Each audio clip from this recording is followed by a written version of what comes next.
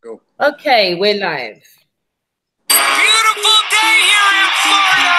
SpaceX is moments away from making history. 7, you see the clouds. 4, 3, 2, 1, blast off. It's fact that the Earth is flat. It's fact that the Earth is flat. It's fact that the Earth is flat. It's fact that the Earth is flat. It's fact that the Earth is flat. It's fact that the Earth is flat. It's fact that the Earth is flat. It's fact that the Earth is flat. It's fact that the Earth. NASA allows us get to it around 1962ish. They tried to get through it the very first time. Mushroom clouds filled the sky. The Soviet Union and U.S. got denied the other side of the firmament. They couldn't access it. About that time, they invented NASA ships that couldn't pierce through the sky. Operation Fishbowl, go on and imagine it. And I ain't acting stupid when I say that space is fake. That this ain't no adding to it. See, the Masons made the Matrix maze and use religion to take away your faith. Hey, I guess I was just saved by grace, woke and not just a daily ate the face. And for a second, I didn't know if I should do this song, but then I thought, ain't no one could prove me wrong, cause it's fact that the Earth is flat. It's fact that the Earth is flat. It's fact that the Earth is flat. It's fact that the Earth is flat. It's fact that the Earth is flat. It's fact that the Earth is flat. It's fact that the Earth is flat. It's fact that the Earth. NASA lies. They want you to believe that it's your eyes. The moon is 200,000 miles away. Nice try, they ask. Why would they lie? Say 50 million plus a day seems kind of high. Besides, we are the apple of his eye. Take away the dome and we're not. Are you surprised? And if so, why? Think about it, man. Really a big bang? Stardust, that's as nuts as Isaac Newton. All the research that I've been doing, you can even do if you're blind and stupid. Get a book on tape or YouTube and view it. It all makes sense. They don't want you to see the truth or to believe the truth, because they believe you don't even need the truth. It's all made up. The elite, they're all in a club, and it's all gonna get worse. They signed it in blood, but in Yah's name, hold faith and trust. So I'm just chilling, trying to tell y'all what's up. Repent, repent. It's fact that the Earth is flat. It's fact that the Earth is flat. It's fact that the Earth is flat. It's fact that the Earth is flat. It's fact that the Earth is flat. It's fact that the Earth is flat. It's fact that the Earth is flat. It's fact that the Earth. NASA lies. NASA is a devil in disguise. I repeat, no shuttle has ever pierced through the sky. You decide. Look at any launch, how they fly sideways, never straight up. Yeah, that will work if the globe wasn't made up. NASA every day gets paid chunks of money for what? Some kids don't even get to eat lunch. Disgusting. Some people don't even get to eat nothing. And we're trusting because buildings ain't crumbling as we hurl through space doing 60,000 and something. Nothing you say will change my mind. We've been lied to. If you don't want to believe me, that's fine too.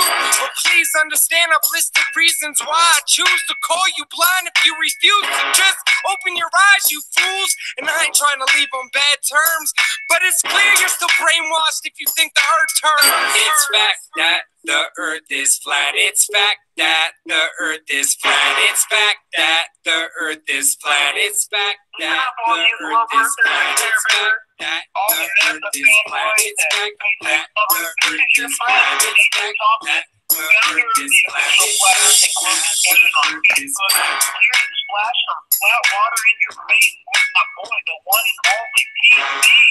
I'm here to tell you, do your own experiment. Stop believing everything they tell you. And the red pill is real. Free your mind, yo. It's back to the Earth is flat. You got in there. Hello, hi everyone. Thank you very much for tuning in with us tonight. It's quite late at night in the UK here. It's about 20 past 1 in the morning on the 14th of September. I'm here with Eco Dave. Hi everybody. I'm here with Says, and I'm here with Tommy. We're here to talk about connecting the dots, talking about why, where, and who we are. So, hello, C. I want you to listen to me because on the Hangout, we just played your track. Thank you very much for tuning in to us this evening. If you want to let the chat room know who you are.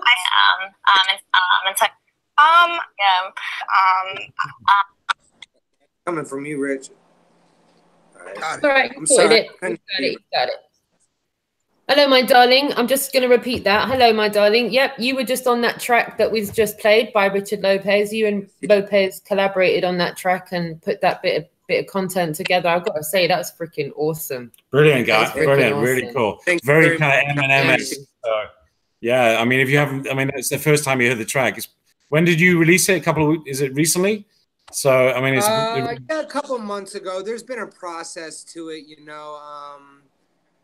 I started actually recording it, and I started writing it on Facebook. If you go back to some of my live videos, I was giving people the chance to hear my progress with everything and how I was creating it. And then when I was done with it, you know, I just was rapping it on the whole song live, really, before it was recorded on Facebook Live. And then I, boom, let everybody know, you know, it's time to get done. And here we go.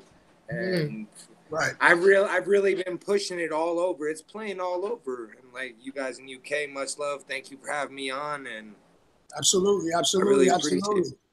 Have you had some feedback off the track? One more time, what? I said, have you had a lot of feedback from the track? Some nice feedback? Oh, most definitely. There's been tons of feedback. A lot of people don't like it. And those people are either people who don't believe in the Most High or people who believe that we live on a globe. And, you know, even some of those haters can't deny the fact that it's a great song, you know, whether it is very well put together or catchy or whatever it is, you know. Yeah. It is what it is, but what it really is so much more than they can even understand yet. And those seeds are dropping and, you know, they're learning whether they know it or not. And that's what I'm trying to get at them, you know. Absolutely. Yeah, I've always said that, like, you know, with you know, getting things out there, tracks are such a great medium. Yeah. Because it's also a shout out to Conspiracy Music. He does some amazing work. Yeah. Sorry, Richard, a minute. If you can put it out in track form or in any artistic form, it's such a great way to get it out there. Because it's, you know, it's a pleasure to listen or to view, etc. You know, so well done for doing that, and it's well put together. Very, I can imagine you did it on. Did you do it on on your computer? I mean, did you put it together? You know what? No. I did not do that. You know, I've been. There was a time that I did do it all on my computer, and I was recording myself. I've been doing this for quite some time, and I've been performing all over the country out here in America. And you know, I actually recorded in a studio in Denver. Oh, and, cool. Yeah, I was going to say it comes across really. The sound quality is really professional. So I was going to ask you, is it? You know, then it must be in a studio because it does come across, you know, as you know, quite polished. So it's nice, very nice. Yeah, I have to do it now. Just so you guys know, that's why I do it like that. You know, a lot of people. Yeah. Well, just so you guys know, that's how I met Paul. I heard his track, and then I was like, "Yo, dude." He reached out to me. We collaborated on it, and we made that video together. Also, D Marble in the chat room said for you to send him the remix to that song. You know what I mean? D Marble also makes some good Flat Earth stuff too. He got a couple of Flat Earth songs as well too. I know he's got some things in the working. So, and that's how I met him, and that's how we collab. And he's been a Flat Earther. His wife's a Flat Earther. Yeah, he's hardcore with it. Absolutely. I'm glad you're on the show, man. Hey, thank you very much. We've also got the awesome Tommy Rogers with us this evening. With gorgeous Doggy. And he's going to be going deep into some connecting the dots subjects with us in a little while. Richard, do you want to kick off the questions or can I? What were you? Absolutely. Go ahead, Roxanne. Go ahead. Absolutely. I want to ask you, C's, what woke you up? Who woke you up? How did you start your journey in the first place? What started you off?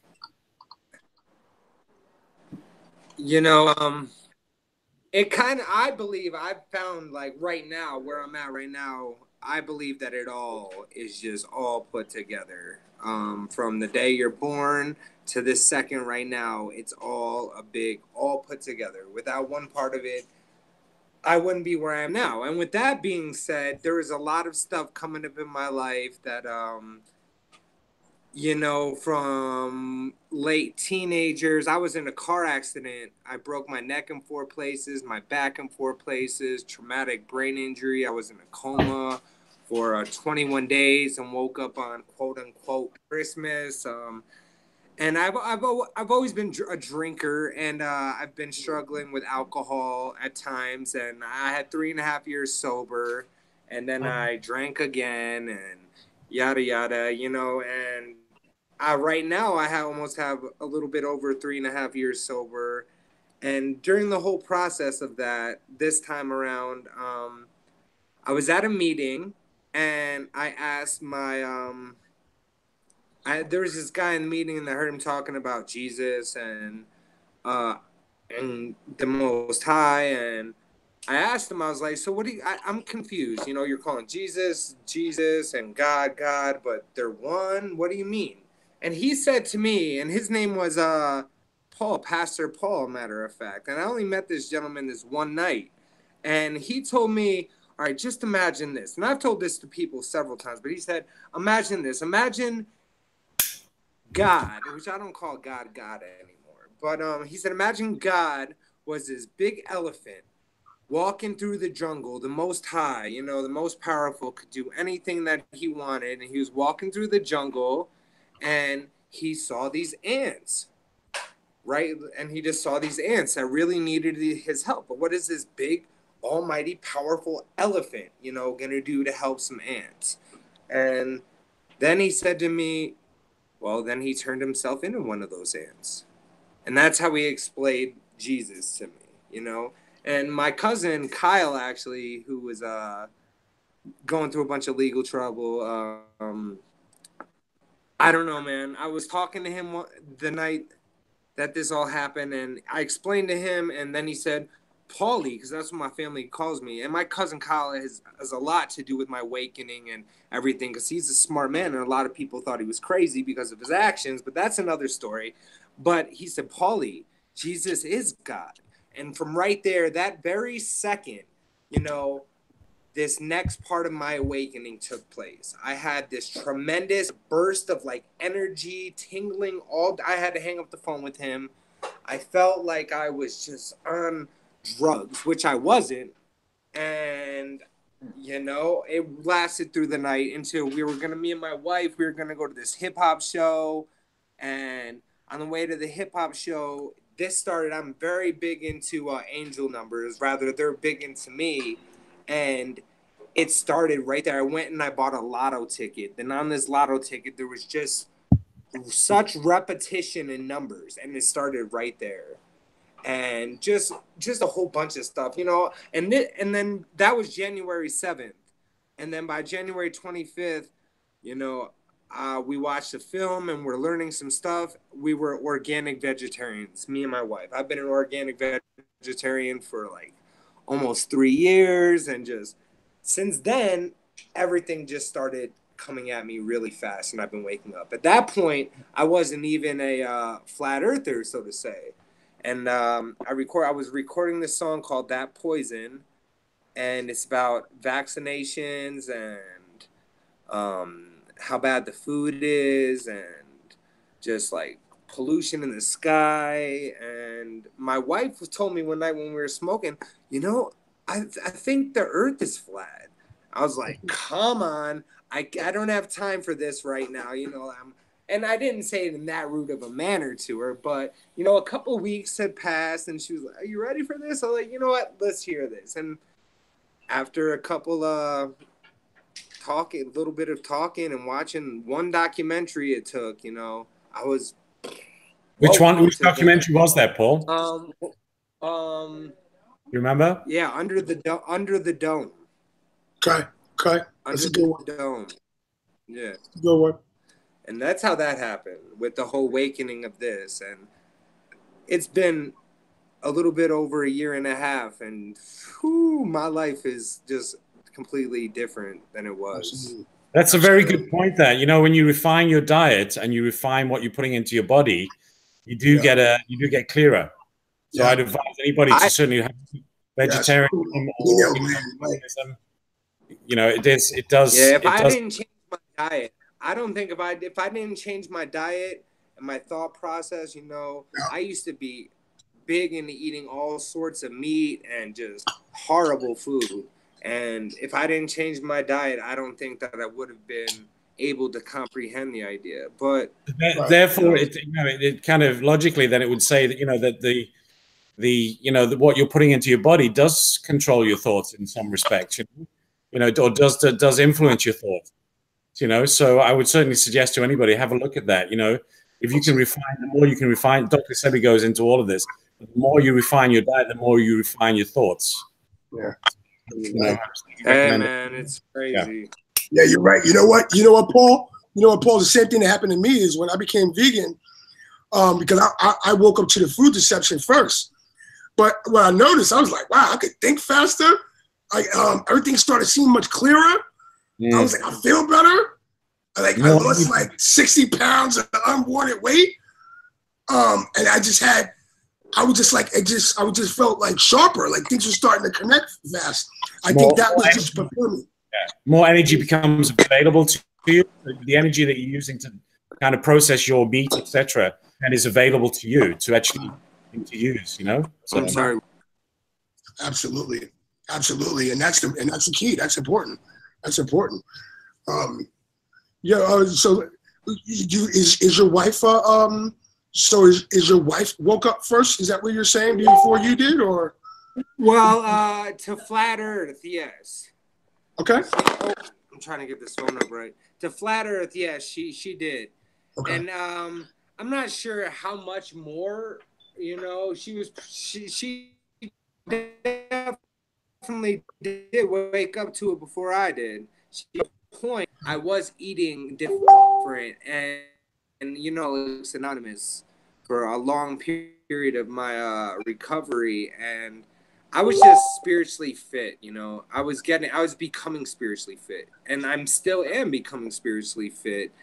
And right. What was that?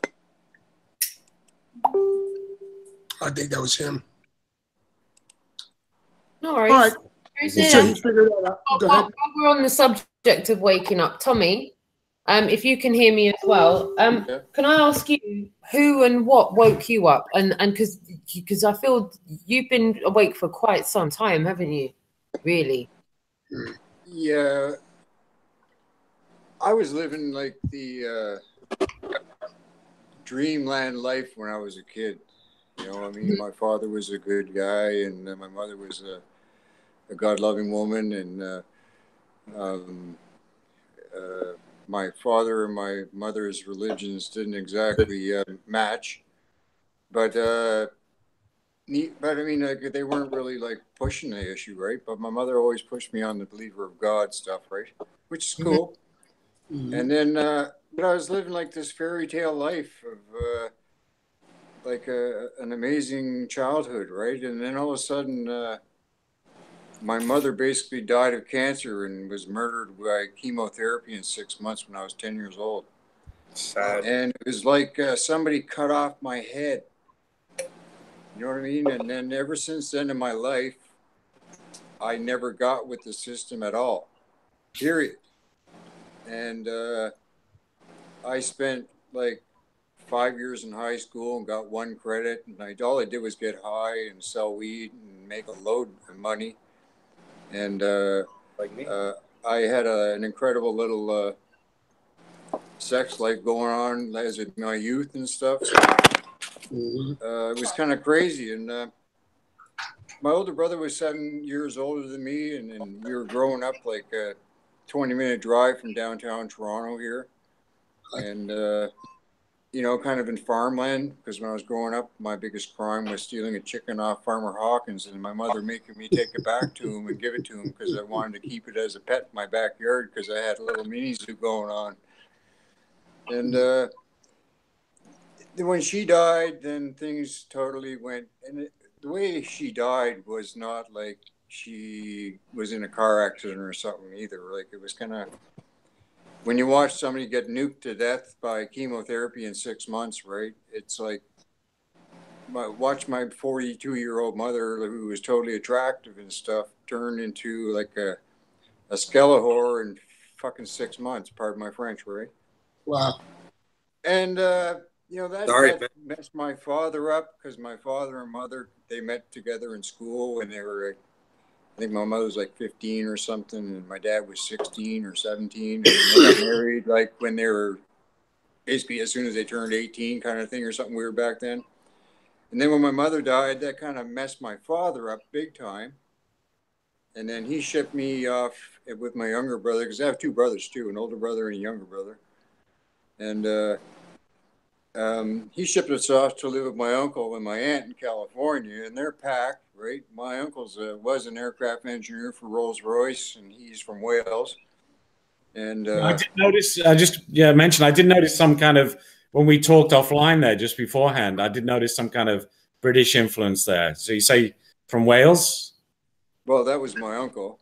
Yeah. Right? He was around when they made those Merlin Spitfire engines and stuff, right? Yeah. So this guy's really clever. And then my cousin right now, he's a helicopter engineer in Seattle, and out there west, right?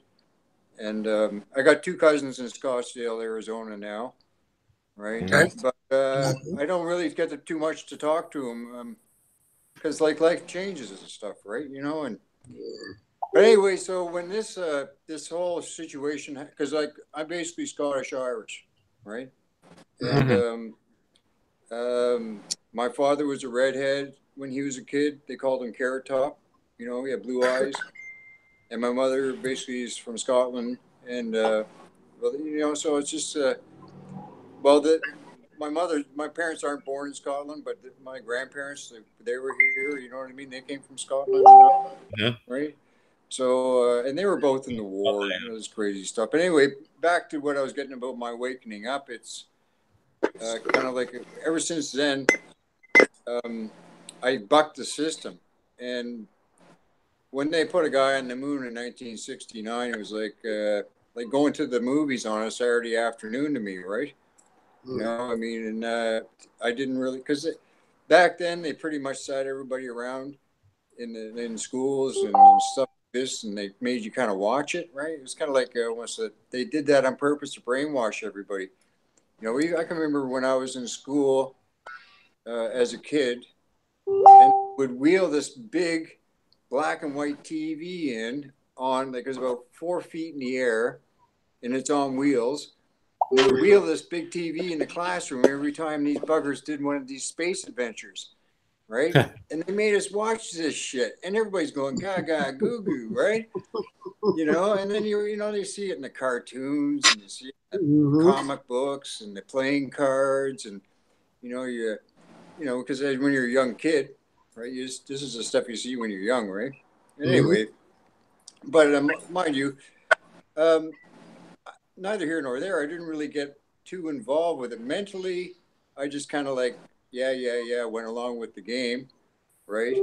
But I mean, I didn't really, being a ball going through space never even clicked on me, because I always noticed that the sun was always the same place all the time. Right. And that the biggest thing that really got me is when I was a kid, I would lay on the roof, because sometimes I'd go out my bedroom window and I climb up on the roof, and I'd lay on the roof and watch the stars, right? Right. And now if I went out there and did it again tonight, they're the same. It's the same movie, right? So I didn't, you know, I didn't buy any of this space traveling on a ball kind of. Never even taught me that, because I didn't even buy the space adventure right to get off with it. I was a strange kid, right? Anyways, but that's just the easy part. I mean, but you know, when it came to waking me up, my mother died. Then I went through like my teenage years, was being in downtown Toronto and being involved with, like, we all had guitars and stuff. We're all involved with the rock and roll industry, and I was involved with drugs pretty good, and I was selling cocaine and peyote and mushrooms and you name it, I was selling it. You know, there was a lot of black beauties going on around. There was methamphetamine, speed. first time I ever banged any dope, I was 14. I whacked some speed, right? That was beige rock, right? I overdosed a million times probably in my lifetime. I am going there. Last time I fucked up, I ended up in a coma for almost 5 months. I learned how to walk too many times since I've been born, right? I ended up in a motorcycle accident when I was 19. I was going to get 3 kilos of blonde hash for a buddy of mine, and I got hit by an Ontario Hydra executive. I broke both my thighs, my shin, and my pelvis in that gig. Couldn't walk for 3 years, right? Wow. That really screwed me up because then I got all addicted to the medical situation. And then my friends talking about AA. And I was the chairman of the public information and chairperson for Narcotics Anonymous for about 5 or 10 years or something. I can't remember, 5 or 8 years or something, right back in my day. And but I did a lot of good stuff in my life, like, you know, when that World Trade Center disaster. Hey, Tommy, can I ask you a question? How long have you been waking up to the flat Earth? Oh, probably, like officially, probably about 5 years or something around there. Because when it started coming out, my buddy has a bookstore, right? He had books on this shit back, like I got Eric Dubé's book here too. But you woken up. You woken up before Eric Dubé's book came out, right? Yeah, 5 years, right? Had books on it. I was always looking at these books in my buddy's bookstore because my buddy's bookstore is pretty big, or was. He had to close it down now, right? It's not.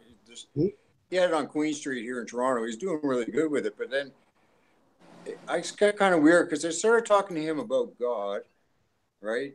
Because I was like always involved with this pagan aspect of things, and I was always looking at on the ways, because I was about numerology and astrotheology, and these baggers are doing everything backwards and upside down, crazy shit. You know what I mean? And especially when it gets to, this guy had a lot of books, and I was always poking around, checking out these flat earth type things, and it gets biblical at that point. But what really got me is he hit me home about probably more than 5 years ago in a serious way when I said, dude, after all the studying bullshit you've been going through, right? Like, what are you sticking with? And he says, buddy, I'm fucking staying a Christian, right? He says, I don't care. You know, there's over 2,000 books that these buggers didn't put in their 66 canon Bible, right? Which is basically a code book that's written by a black Freemason named King James, right? And he had a son, which is Prince Charles, who's another black fellow. People don't know about that. A lot of people don't know about that, Tommy. Well, you can check it out. You know who's a really I know. You're right. And he know all about the Bible and what the hell these buggers been up to, right? You're right. They turn everybody against each other, yeah, right? And but neither here nor there. But some of there was plantation owners here in North America that were black slave owners. Absolutely. There was black presidents before George Washington. Yes, I heard about 5 of them. I heard 5 or 6 of them. Oh, come on now. You know, like, who's kidding who? And then it gets into see, we live in a fictitious world here in the West, right? Right. And when you start, because I had a lot of Native friends here in Toronto, because I spent a lot of time in the fucking gutter with these fellas, right? And you know, they're all, don't get me wrong, a lot of them are pretty messed up on drugs and stuff, and there's a lot of crazy chicks out there, but I was always buddies with the natives and stuff, because sometimes you fucking chill with who you got to chill with, right? But I mean, they got a lot of information, and these people, see, I'm a Giants guy too. I'm with you. Like I know Jay-Z, but I Gary Wayne. I've got a bunch of his books. Well, I got his book here. I got 2 copies of it, but I mean, I must have sold about 20 of them. I even linked up my buddy at the bookstore there with he sold a case of Gary Wayne's books. You know Gary Wayne? Genesis 6, Conspiracy 6, Genesis 6, how the descendants of the giants are trying to enslave humanity. Right? You know about that? Yeah, I'm back. I'm sorry. I don't know what happened. Here. I wanted to ask you, Tommy, what was the name of that book you read that woke you up? What book I read to woke me up? Yeah, that Flat Earth book. Oh, I can't even remember that. But I mean, this guy had like everything from fluoride. The whole store was like shelves and shelves of like and it was like I can't remember the name of it, but I mean, I had him order me some books too, right? I think Okay. I think when I was researching the Colburn Bible, right? That's when I came across the flat Earth thing, and that was probably about 10 years ago, right? But I mean, maybe 5 years ago. Well, about 5. I don't know. It's got years because I smoked dope. So fuck, I can't remember. I don't know. It's all good. Yeah, it's no big deal. It's no big deal. I'm just interested, you know. No, I mean, I don't like. I knew a couple of years ago, right? And see, when you start researching, you got to realize that even up until 1969, there was doubters on the whole situation, right?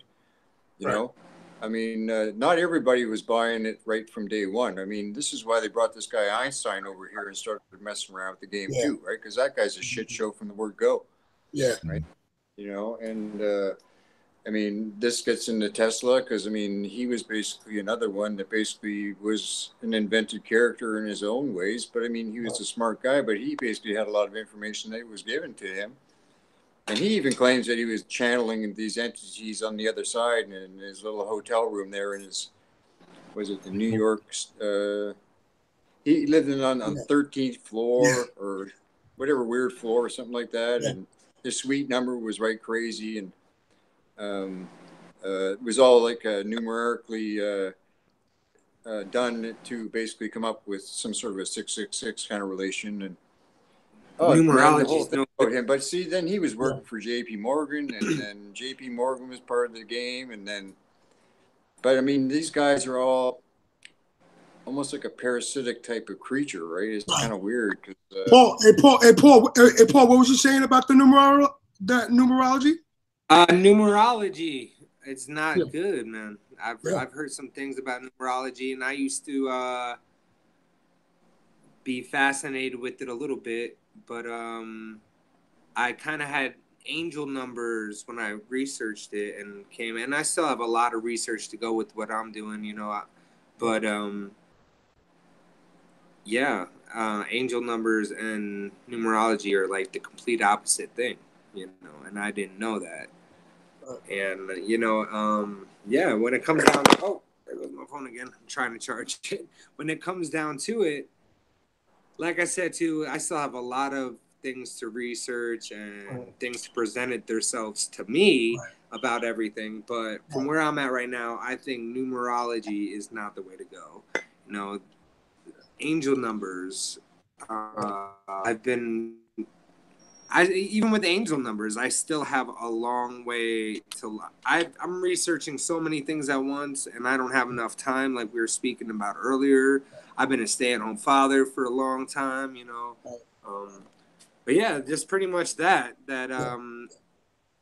angel numbers are angel numbers, and you know, numerology is connected with the darker side, with the wicked. Yeah, absolutely. Yeah, and that's what Tommy was saying. You know, Tommy, what you know about numerology and symbology? So there's all kinds of it. I got 3 books on this shit here. Yeah, man. Right. You know, I mean, Marty Leeds is a real big numerology guy. He gets in pi and the accretion of the Earth and all that weird stuff with numerology. It gets in it's but see, to understand is I read somewhere, and I even picked it up a few times, that, you know, better know thy enemy, right? And so this is where when I walk out on the street, you know, I can look at, you know, I live on St. Clair Avenue, but I know exactly who St. Clair is. It's Sinclair. And if you understand who the Sinclair family is, that's my Prime Minister's mother's maiden name. And this family is actually the ones that helped the Knights Templar flee flee France when they killed the chief there on Friday the 13th of October. And then with Pope Innocent III and King Philip, they put the hit on the Knights Templar. They fucked off to Rosslyn Chapel in Scotland, right? But it was the Sinclair family that built Rosslyn Chapel. And then you got to take a look at that movie Da Vinci Code, and you know what I'm saying? And Rosslyn Chapel in Scotland is in relations to the Knights Templar. And then you got to find out that Donald Trump's mother's name is Mary Ann McLeod, and she comes from Scotland. It gets crazy with this whole shit, right? Man. You know, and then you just go on and on and on, you know, and so this is where when you're putting the dots on the map, you're trying to figure out what's going on. All roads lead to Rome when it all comes down to it, right? Hey, Dave. Hey, Dave. What's your research about numerology and symbology and stuff like that?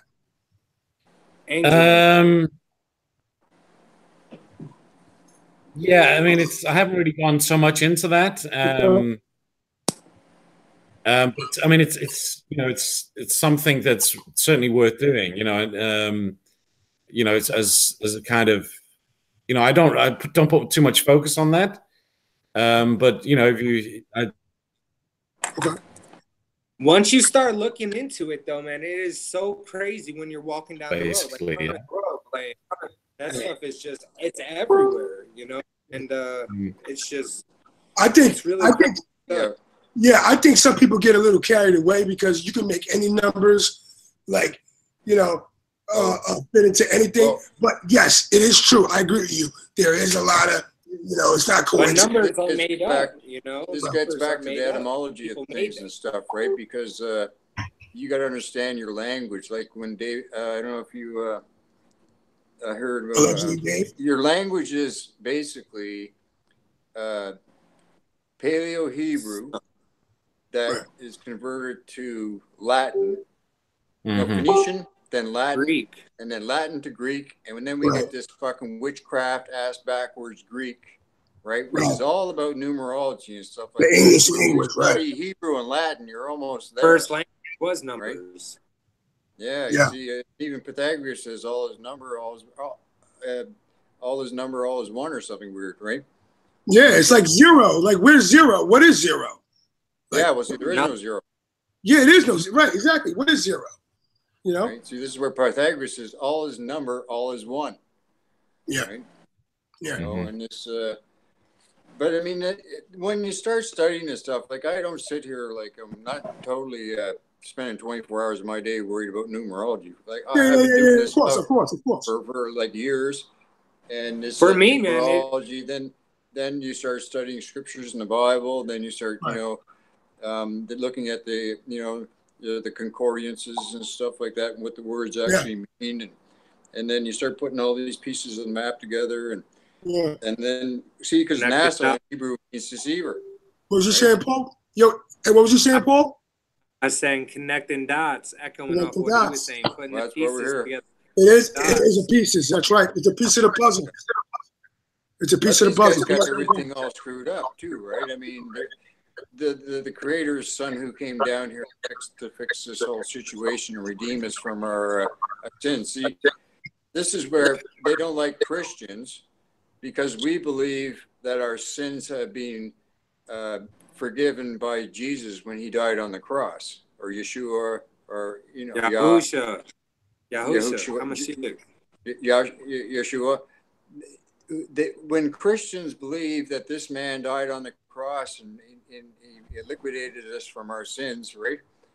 And that's what they think. Well, see, this frees you, right, from not being in bondage to the almighty Jewish dollar, because at the time it was the Jews that put the boy on the cross, right? You see what I'm saying? And so when he died on the cross, that means we didn't have to fucking work for these Jew guys no more, and we don't have to pay their bullshit game. You know what I'm saying? And this is where it gets to they don't want us talking about the Jew and the Jesuit and all these guys, yada, yada. I can get into that story in a big way. But it's deeper than that. Was it even a cross he died on? You know what I mean? Well, I mean... we don't know. That's all conjecture. It's the whole interpretation of the thing mentally, because we're in a mind job, right? Like, even in the Matrix, it says you're in a prison of your mind, you know? Mm-hmm. You know? And so, I mean, and this is where you sit there, and sometimes when I look at this mud flood evidence and I picture Neo and Morpheus sitting on the ground, and he's sitting around in a devastated world that looks like it's a it's just like a city that was completely devastated like 50 million years ago. And he says, this is where you really are. And that's when Neo has that breakdown and he starts wobbling around and he ends up on the floor and starts puking. when he starts realizing that he was in a destroyed world already, which I believe is where we are. Yeah. See, the technology that was here prior was so It's all cool. in front of our face. Yeah, Right. like these friggin' towers, and like the CN Tower that's sitting here on Toronto's waterfront is the world's largest freestanding structure. It's got 1,776 steps in it. Check that out, eh? Cha-ching. Right? Yeah, I was actually just going to mention. Yeah, just going to mention about symbology. That thing is a free energy vamping device, man. It collects free static electricity out of the air. Then that thing is just generating loads and loads of power. What happens is they send power out to all the communities, and you're paying $150 a month for your power bill, and these guys are getting it from that damn tower on the road just made out of concrete. You know what I'm saying? And it's all sacred geometry. It gets in the numerology aspect. Like I said, notice how sorry, steps in the damn thing. The damn thing's a game. So hey, Tommy, Tommy, Dave wanted to say something. Go ahead, Dave. You notice how all cities in the world have similar structures, especially the tower, like Seattle Tower. You know, all those, they all have similar antenna. Yeah. So antenna to put things out, and then also like structures like that to draw in the electricity, as Tommy was saying, free electricity. You know, from nature, basically. Yeah. So all most major cities have these kind of structures. Yeah, and you know, kind of very similar in the architecture and the design of those as well. And I was also going to mention about symbology. If you really, you know, symbology is really when you start looking at the buildings, how they're built, what are on the buildings, symbology on buildings. Oh, yeah. You know, the symbology is all around us. It's right there in our face. It's right there in our face. Right. Understand how to interpret the symbology. Right. That's a language unto itself. You know what? That was one of the things that was, Dave, that when I woke up, that was really a shocker because I didn't know how deep the symbology and the numerology, you know, went. You know what I mean? Like that, the tilt of the axis, you know, the earth and all the measures that they did. It's just like, it's not a coincidence. These guys are using a form of communication that only they know, you know. I mean, if you look back on the different, you know, periods of different styles of architecture, they're giving in the architecture. They're actually giving. They're showing things in the architecture. You know, having gardens in the churches and the cathedrals. You know, they're actually. It's almost like a language unto itself. If you don't know how to interpret that, it's just another building. But if you do know how to interpret it, you can actually read. You can actually. They're telling you things basically. That's just like angel numbers. Shit, you walk down the road, it's all right there. And numerology, like you're saying, you know. So it's just by being fluent in symbology, you can actually understand what those buildings are for, why they're used, what's their purpose. You know, Washington is full of it. You know, full of significance as far as this is concerned. The layout of Washington, the layout of Washington is actually shaped like the star, basically. Yeah, and you know, you can actually look even on Google. You can actually view it's all Masonic. Yeah, That's what when Tommy was talking about the presidents. Yeah, there were presidents before George Washington. George Washington was just the first Freemason. That was mind blowing. And come to find out, we had a black president. Tommy looks like he got something to say. Yeah, absolutely. Yeah, it's just great. Go ahead, Tommy. Go ahead, buddy. No, it's all good, man. I'm just, man. I was just wondering what you had to say. If you take a look at your city from a sky view, like from a direct overhead view, it almost looks like a computer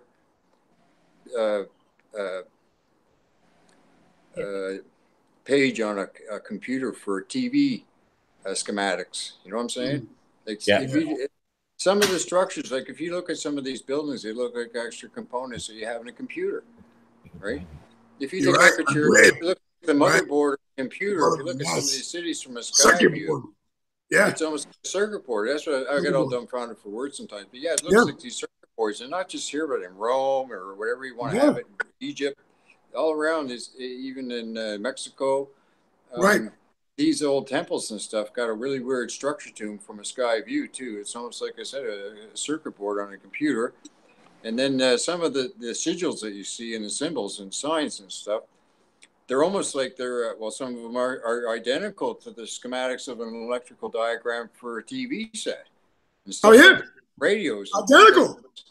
Right? Yeah, absolutely. You know what's crazy is when people start waking up to the archaeology, you're gonna find out that we just was building on top of cities that was already here.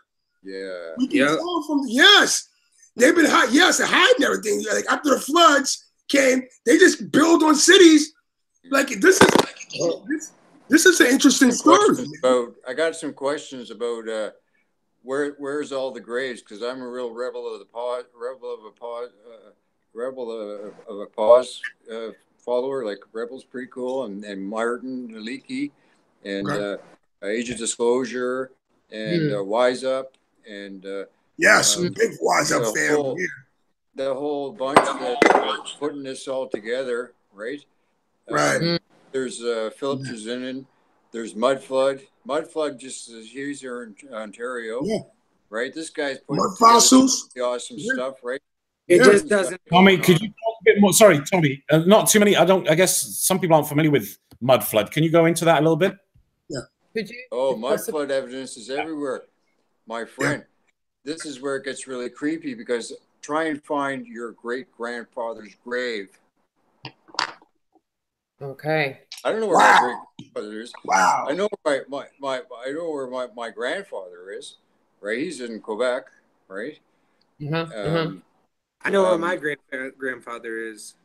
Yeah, but you can't go too much farther but I'm back. Younger Can you than really you find too. your great-grandfather, my friend? I know exactly. Yeah, but I'm younger than you too, man. You know what I mean? I'm 33 years old. This is where I'm going with this whole thing. Where I'm at, you can only go back to somewhere around the mid-1800s, and then this is where it's reset. You on that one? Tommy, I'm so glad you brought this up. Yeah, can you go a bit deeper into that, Tommy? Yeah, I really want you to go deeper into this. Okay, well, what happened is, in 1808, there was the New Madrid earthquake that basically ran down the spine right through the middle of North America, and it fucking basically lasted for about 3 years, and there was 1,800 earthquakes involved in it, right? Now, these earthquakes, when they happen, they end up shooting out these little mini volcanoes of mud fissures and sand fissures, which turn into these rivers of mud coming down your streets. You see what I'm saying? And basically it kills everything that's around it. So basically you end up losing about 60% of the world's population when shit like this goes down, right? Wow. Yeah, well, this is where it gets back to where's your great-grandfather, because when was the last real reset? Because I got information, these mothers have reset the game and did everything again in the books just before World War I. That's so awesome, man. Right? Wow. So we're not. I was wondering about this the other day, man. Thanks to this Jesuit Jew connection that are coming out of the Papal Dynasty in Rome. Wow. You see, the Aldobrandini family, the Orsini's, the Contis, this, that, and the other thing, right? These are the ones you got to watch, not the Rockefellers and the Rothschilds. Those guys are stage puppets, okay? Thank you. Right? Thank you. This Tommy, goes deep. Right? Can I dissect this a little bit more, right? Because one of my perpetual gripes, right? What actually got me on my journey altogether was becoming a parent. And when I became a parent, Tommy, I like every parent, I had to fill out so much paperwork for my kids. When I had my first child, it was 2003. So I started to write. It's like what happens when you say a word enough times, it starts to sound off key in your head, right? So I'm writing down 2003, 2003, 2003. And I kept on going 2003, 2000. Because it was 2003, I started to think, wow, in the year 3, people were just running around writing down they were born in the year 3. I can't really see that. I just can't visualize that. That's why I say when I became a mum, I became much more aware of my surroundings and I started to question the date. And the one thing that always bugged me out, right, and this is what got me on my Nibiru thing in the first place, right, when I went first on a tangent, that was the 3,600 elliptical year orbit, right? Now, with that, I always had a gripe with the year 1 BC. I knew the year 1 BC was an absolute trudge of crap. No one was walking around going, hi, my nephew was born in 14 BC. My nephew was, you know, Yeah, my the great BC great part, grandfather. yeah. And Yeah. then that got me on another tangent saying how many of us are actually connected to our lineage? How many of us can name our great great great great grandmother? How many times has the baton been dropped? I know that if we don't drop, if we drop this baton, I am just going to go quietly into the night, and 5 generations down the road, they're not going to know who I was any more than I know who my great great great grandmother was. I've managed to trace my lineage, not physically, but clerically, trace my lineage right back to 1746. But when I tell you, Tommy, Wow. that was a reach. I've got a massive PDF, a document of my lineage right back to 1746. But can I vouch for that? Can I verify that? No. Yeah. And that's what Has really your name bothers ever me. changed? Has my name ever changed? You know, like, has your family's name ever changed without your even knowledge of it? Because my name had at some point. I was just curious, or even you, or know of any knowledge Well, of that that's the taking thing. Good place? question. Until I started to trace my lineage, I just thought my name Glenn went back to the Glenn clan, and that was that. But obviously, the more you reverse engineer things, the more you realize, hold on, wait a minute, something's not right here. Something's really not right here. And I know that none of us are really connected to our lineage. And props to you for saying that, Tommy, because I said to myself, I went a little bit further back. I went, let me go find my great great great great great grandmother's grave. Furthermore, and you know what? Dead ends, brick walls, dead ends and brick walls. So when you touched on that there, Tommy, that just sent like chime bells off in my head, because lineage and our detachment from that. Richard Lopez, you know, privately, I've spoken to you about it. It bugs the crap out of me. Yeah. Right. The date that we're walking around and saying we're in 2018, we're in 2018. BS to that.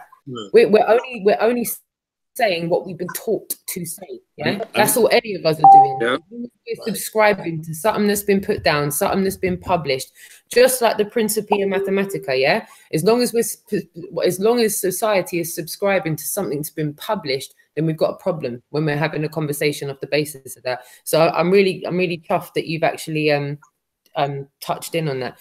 Like Dave said, could you possibly go into that a little bit more? Can I just put a brief segue on that as well? You know, in the West, it's 2018, but other countries, many countries, it's not. There's a whole gamut of different, you know, scales and different, you know, different systems.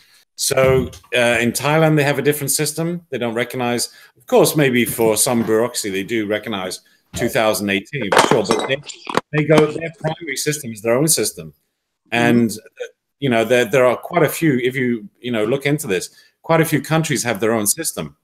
So they certainly, you know, and I think Ethiopia is another one. They're not in 2018. They're in another year, but it's still the same. It's the same kind of in the same, using the same format, but it's not 2018. You'd have to research that. But what I'm saying is, you know, the collective of the West, 2018. But there are many, many societies that have their own scale, their own. You know what I think, Dave? I think they're purposely manipulating time, where they actually only know, the only ones that actually know the real time, and we got some big time. You know, we got let's set the clock back to an hour here. You know, let's set it back and let's set ahead an hour here. All these time zones, it's all. That's what I'm saying. It's a construct. Bullshit. Yeah. How do If you research how do you know what day it is? You know? Yeah. Right. Whoa, It could be fucking Wednesday for real. We have no idea. And if you research the natural cycles, there should be 13 months, not 12, because the natural cycle of the moon is 28 days. So that actually should be another. And in ancient systems, they also had 13 months. You know, that was the norm basically. And then Gregorian calendar came in, and then they chopped it up into 12 months, which makes things unnatural because cycles go in every 28 days. Absolutely. So, we need those cycles, right? Yeah, the Gregorian calendar is not natural. It's not a natural. Gregorian calendar is created by the church, Roman Catholic Church. Okay, everything goes back to these buggers, you see. But even what the Roman Catholic Church has done is these papal dynasty families have basically hired these fake Jews that'll sell themselves out, right? And they've done that for centuries now, apparently, or for lineage. I'm not going to say centuries because I'm not buying this whole 2018 thing either. The thing is, these guys rewrote the books several times, and these Freemason guys run on a really weird Jewish system, you see. That King James Bible is written by Syriac Jews. They're lexicon Jews. Absolutely. They put spells into these words. That's why it's all ass backwards and that Isaac Newton that came up with the theory of gravity, he's not famous for the theory of gravity because his basic claim to fame was he was an alchemist. He wasn't no astrophysicist or even none of this foolishness. He was a mathematician and an alchemist, okay? I didn't even know he was. And his claim to fame is studying the Bible for Jewish lexicon codes. When he came up with that theory of gravity, which is 700 pages long, he told them, said, look, you Jesuit buggers, don't go with this. He was Jesuit trained by the way. Right. He says, don't go with it, man. And they said, well, look, you know what we did to that Galileo dude, man? Well, yeah, okay, then go with it kind of thing, right? But he says, look, when he started that theory of gravity bullshit, okay, it starts with the word if, which leaves it open for fucking interpretation right after that. It's if, so that means it could be if this or if that or that. This is why it's written in those words, you see. Wow, absolutely. Absolutely. Yeah, so I mean, but anyway, we're getting back to the mud flood thing here. Yeah. These guys rewrote time and time again, and these guys have had technology which comes into the structures of these old buildings and stuff like that. Because back in the 17th century and the 18th century, up until when things started getting sour, things were going pretty good, right? It was like almost like the golden age of Christ was going down here, okay? And what happened was then Satan got unchained, okay, in the late 18th century. Now, this gets friggin' biblical because in the year 4600 BC, basically Satan and his fellows were fucking tossed into the fucking pit for 70 generations, okay? 3600 BC and 70 generations is basically, okay, a generation is 70 years. 70 times 70 is 4,900. 3600 BC added 4,900 comes up to the late 18th century when these guys came out of the box. You see what I'm saying? Right. It gets weird, right? Now, all of a sudden, we have these mud floods popping up. Now, I think a couple of them might have even got out a little good, you know, they got out on an early leave because they were on good behavior. You know what I'm saying? Yeah. So they got out and shit started fucking hitting the fan down here in this late 1700s, 1800s, and these guys have been putting us back together, and they've been screwing around with the technology. Yeah. And these old structures, I live in a mud flood city. I see it everywhere. I walk out my door. And people are so blind because they're too busy cell phone cyborged out, right? But these guys have been redoing the game over and over and over again, right? And it's almost like once the population turns into a bunch of assholes, they pull the plug and they flood the joint in some manner, right? And this gets weird, right? Because I mean, so you got to. It's almost like we do this worldwide, and these cocksuckers got all the money. You know, the U.S. Congress lost $9 trillion in when the Congress 8 months ago, the congressman asked the woman from the Federal Reserve, "Excuse me, ma'am," you know, he had to do it in under 3 minutes because that's how they conduct things when they're in these hearings, right? "Excuse me, ma'am, what the hell did you do with $9 trillion?" And she basically turned around and said, "Look, we're working on that, buddy. I'll get back to you. See you later. Bye." Never heard of a damn thing. Now, but the guy turned around and said something to the effect of, "You could finance a continent with that kind of coin," right? So then I turn around and I'm reading somewhere down like a couple of days ago that Canada's dedicated $10.3 billion towards NASA over the next 8 years or something stupid like that. And I'm going, you got to be kidding me, right? I get on a 50-year-old streetcar, and then these new ones they got coming out here look like glorified swastika machines, right? I'm going like, what's going on here? Oh, by the way, if you guys think the Nazis lost World War II, wake the fuck up. Okay. No, really. They only fucking moved to North America full time, right? They've been over here working in the big pharma. They're playing all their games one over and over again. See, what happened was writing history books. Operation Paperclip brought over 3,500 of the ugliest SS cocksuckers going, pardon my French, right? Yeah.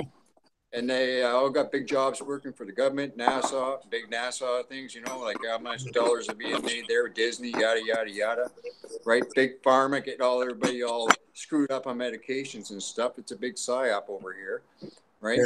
Yeah.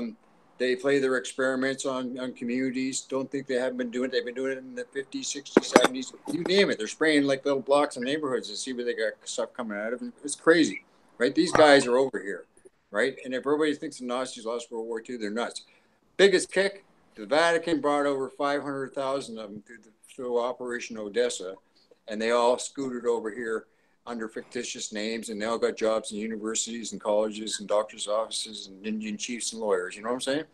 And everybody's all running around here chasing after a dollar that ain't worth shit, because the U.S. dollars are $200 trillion in debt, on debt, fiat currency. They ain't even backed by gold. Even you used to be able to wipe your ass with a bit. If I got stuck in the woods, like I like the woods and stuff, I go with my dog a lot. I'm like an outdoors kind of guy, and if I got stuck in the woods and I didn't, you know, I was in a patch of poison oak or something, and I had the shit, and I had to wipe my ass, I could always count on a $2 or $5 bill in my back pocket or my wallet, because Earth is flat. It was made out of paper, right? Nowadays it's plastic. You know, when I was all screwed up, it's all messed up. It's all messed up. It's plastic. You know, you leave that car, the $100 bill on your dash in your car, you come back, it's shriveled up. Right? Yeah, plastic, you know, you can't wipe your backside with that anyway. But I don't know. Sorry for getting fussy and carrying on. So, Tommy, let me ask you a question while we're on the go on. But the flat Earth thing is a good thing. I think it's waking up a lot of people. I don't think there's half as many people awake as what being participated or forecasted here. That's our job, though. That's I'm telling you, I wake up 5 people a day face to face, right? I have a YouTube channel with probably over 100 subscribers, but I only have one video on there, right? I'm not into this for money. There you go, man. You know, it's our job to wake people up.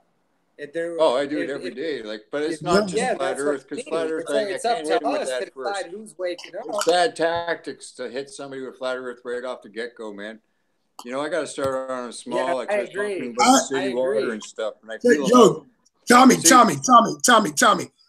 not me, man. I got to a point. I have to be different from you on that side.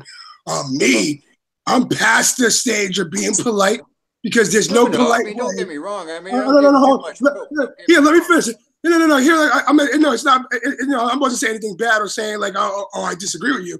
I'm just saying the way I look at it is that we're past the time of being polite. There's no polite way to tell someone that they've been lied to their whole entire life about everything. No. See, this is where hang on, buddy. I got to stop you there for a sec, okay? Okay. The other day, I was sitting out in front of the coffee shop down the road there, because I'm trying to get rid of my cell phone. But I mean, so I got to go down there and get the Wi-Fi, right? Right. So I hooked up the Wi-Fi there, and a girl comes by on a walker, and then she's with another woman they're about 45 and 40 years old. The one girl was like a mulatto girl, and she had a walker. And then the other girl was like a kind of like 45 years old, but she had kind of graying hair and stuff, right? And I was talking to them, and I said, "Hey, you got a smoke?" Right? And the one woman, she goes, "Here, have 3." And I say, "How come you got a walker?" And she goes, I said, "How old are you?" She goes, "I'm in my early 40s, right?" I said, "And you got a walker?" Because I'm really about women being health, right? I can go on about the health thing, and this is an easy thing. But she says, I got psoriasis so bad on my legs, right? Right. That it's, I can't walk, right? And I said, well, okay. Basically, what you got to do is you got to stop eating acidic foods, basically. And then I said about the mucus flush and this kind of stuff. And then I also told her, just start packing the baking soda on your legs, because this is a fungal growth that you got going on there. It's like a candida, right? And I explained it to her. And when I was telling her about this is how I was warming up to her, right? And then I got it, because I mean, I left my smokes at home. I took the dog out for a quick walk, and I just figured, what the hell?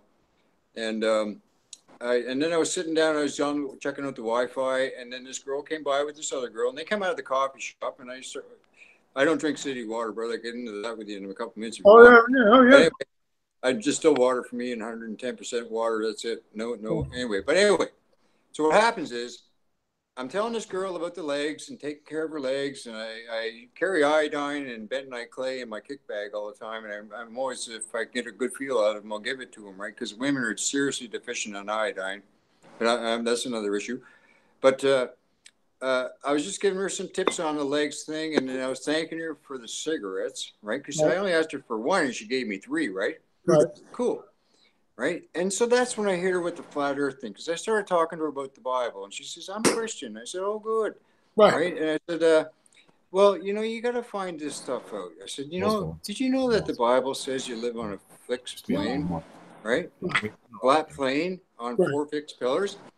And then I started talking to her about NASA and how NASA's milking everybody and this, that, and the other thing. Right. And they were getting it hard, dude. I walked down the road with my dog with them and stuff. I was chatting, this, that, and the other thing. We got down about probably a fucking half mile down the road, right? I was like hammering them at that point. Nice.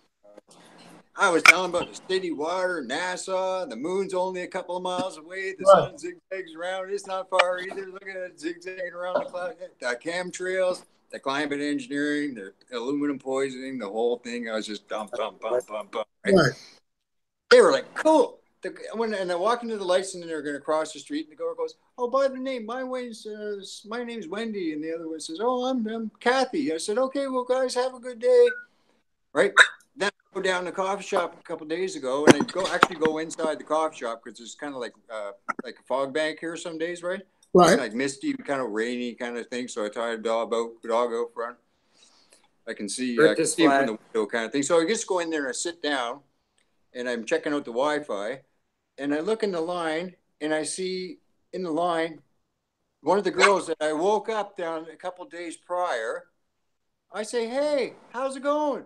And she looks at me, and she fucking runs out of the place like she's seen a ghost. I think I sent you a message, Roxanne, the other day about that. Yeah. Right? I mean, I was freaked. I said, fuck, man, what was that all about? I said, it was like, she's seen me. She was like, there was probably 3 people behind her. There's 2 people in front of her. She was waiting to go buy a coffee. She sees me, and she went right out of the fucking place like she's seen a ghost, bro. So I was like, holy shit, man. But other than that, I mean, I'm waking up everybody. The other day I sat down and smoked a joint with a young 18-year-old fella. Will came up hard, right? Totally. He's right with it. He's having problems at school right now, right? He's saying, like, man, fuck, I don't like the school shit. I'm going on with you, man. Right? You know, and this, I smoked a joint with him, right? And I woke him up hard. And then, but he totally got it too. I hit everybody, wherever I go, don't worry. Like, I got a big mouth, man. I won't shut the hell up, right? Hey, last time I was at a family function was last December. No, last time I even talked to anybody in my family was last December, right? Oh, wow. Toronto. Yeah, so, I think I'm fucking crazy, man. That's crazy. Well, I got 2 groups. Hold on, Tom. 2 groups on Facebook. Tommy, hold on for a second. Tommy, hold on for a second. I want to ask Paul a question. Just to kind of stay on that topic. Paul, how do you wake people up? Like, I mean, what's your best way to, waking folks up? That's all I do, man.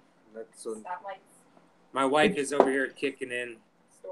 Stoplights, stores, wherever it's at, man. It's that's all I do, man. Try to just talk to people. Everywhere I go, really. King Supers, which out here, the store. It's like Pathmark on the east. But. Right.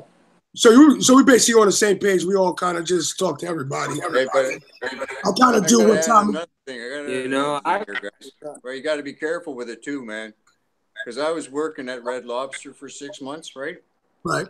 And I was talking about this Prime Minister guy's Justin Trudeau we got over here, and his dad was Prime Minister, and what the hell's going on here kind of thing. And I was like, just trying to feel the joint out. I was there for 6 months.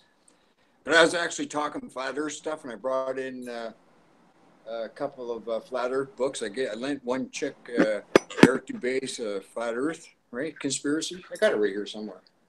I don't know. Anyway, I lent the Flat Earth book to a couple people at work, and then they got it, right? And then what ended up happening is the head bitch in the kitchen there. I was working at Red Lobster, right? The head bitch in there, she started homing in on me for being like a truther, right? And she was an old hag that had been at Red Lobster for 20 years, like in a few different locations. And then basically she homed in on me. And what ended up happening out of the situation is one day she was on my back, and me being like a truther, and her bugging me for out of no reason, just like homing in on me, right? One day I said, "Hey, woman." No, I didn't say, "Hey, woman." I said, "Hey, get off my ass, will you?" What the fuck? I didn't say that. I said, "Hey, just get off my ass, will you?" Then next thing you know, I come in. I got sent out for a break because I was kind of pissed off because I said, "What the hell? Get off my ass, yeah." Right. The next day I came in and the boss suspended me with pay. For I tell 2 days. everybody the earth is flat. No. Check this out. Then I ended up getting suspended for 3 months with full pay. And my boss was basically telling me it's because I was fucking basically being a truther around the shop. He did a full investigation on me. He found out I was lending out books and everything, right? And he suspended me with full pay for 3 months after that, right? But just to let you know, I was pissed off, and I had a good job. It was like, it was right downtown on Bay Street there in Dundas, right? It was good schedule for me. I was making good coin. And then basically I worked there for 6 months. I had that tiff with the chick, the woman who was like an old bag. And then I went in the next day. The GM said, "Hey, buddy, you got to go home." He suspended me for 2 days. I came back 2 days later. He said, "Buddy, see me next week. I'll give you another check."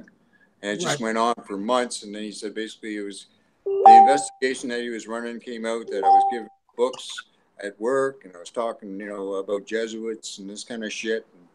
And I was always bugging my boss because me and my boss got along pretty good, right? But he had to do this kind of really weird corporate investigation on me because it's a big fucking gig, right? Anyway, me and him got along good because I'm a Cancer and he's a Capricorn, and we're on the exact polar opposites of each other, Zodiac, and it was like a yin and yang thing.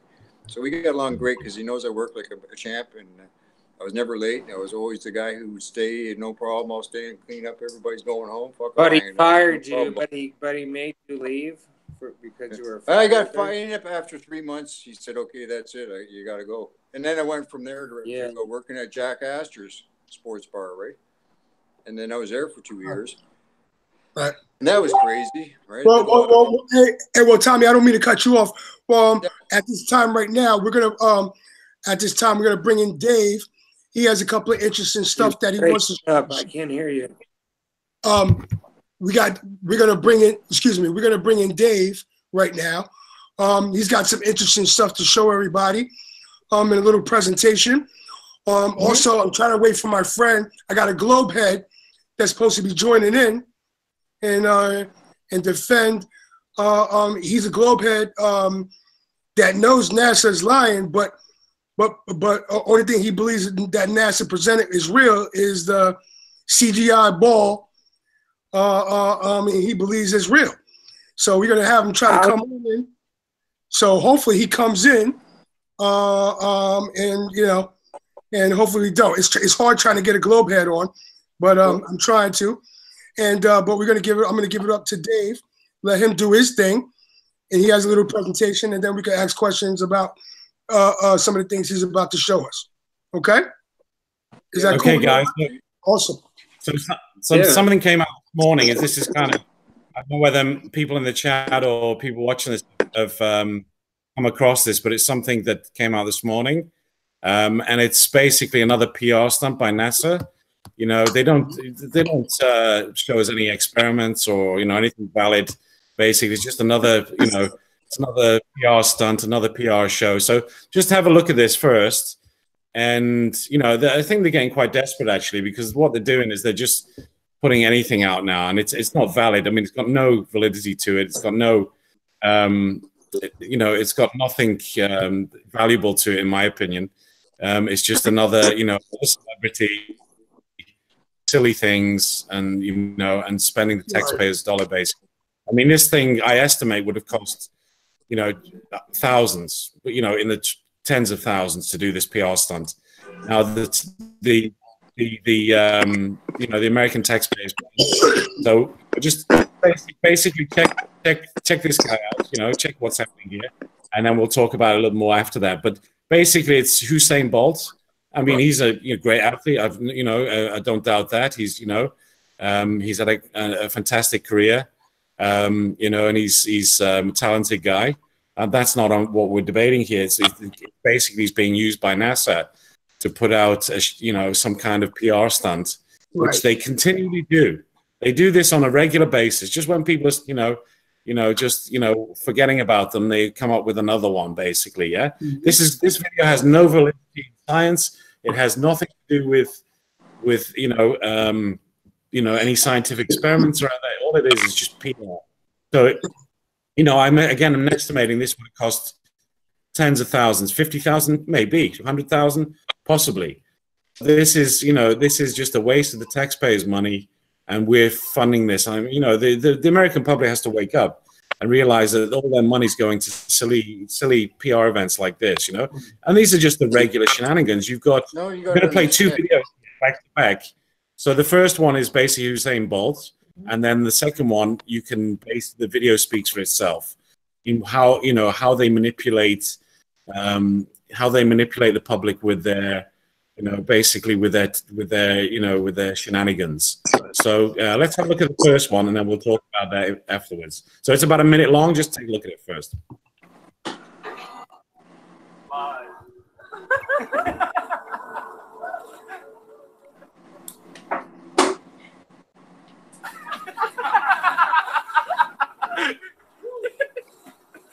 I mean, what is this? It's just silly. It's just silliness. And they're laughing at him. Yeah, of course they're laughing at him because they're using it. Believe it. Yeah. And they believe it. Is this supposed to prove that we live on a ball? Because it's not doing anything for me. Yeah.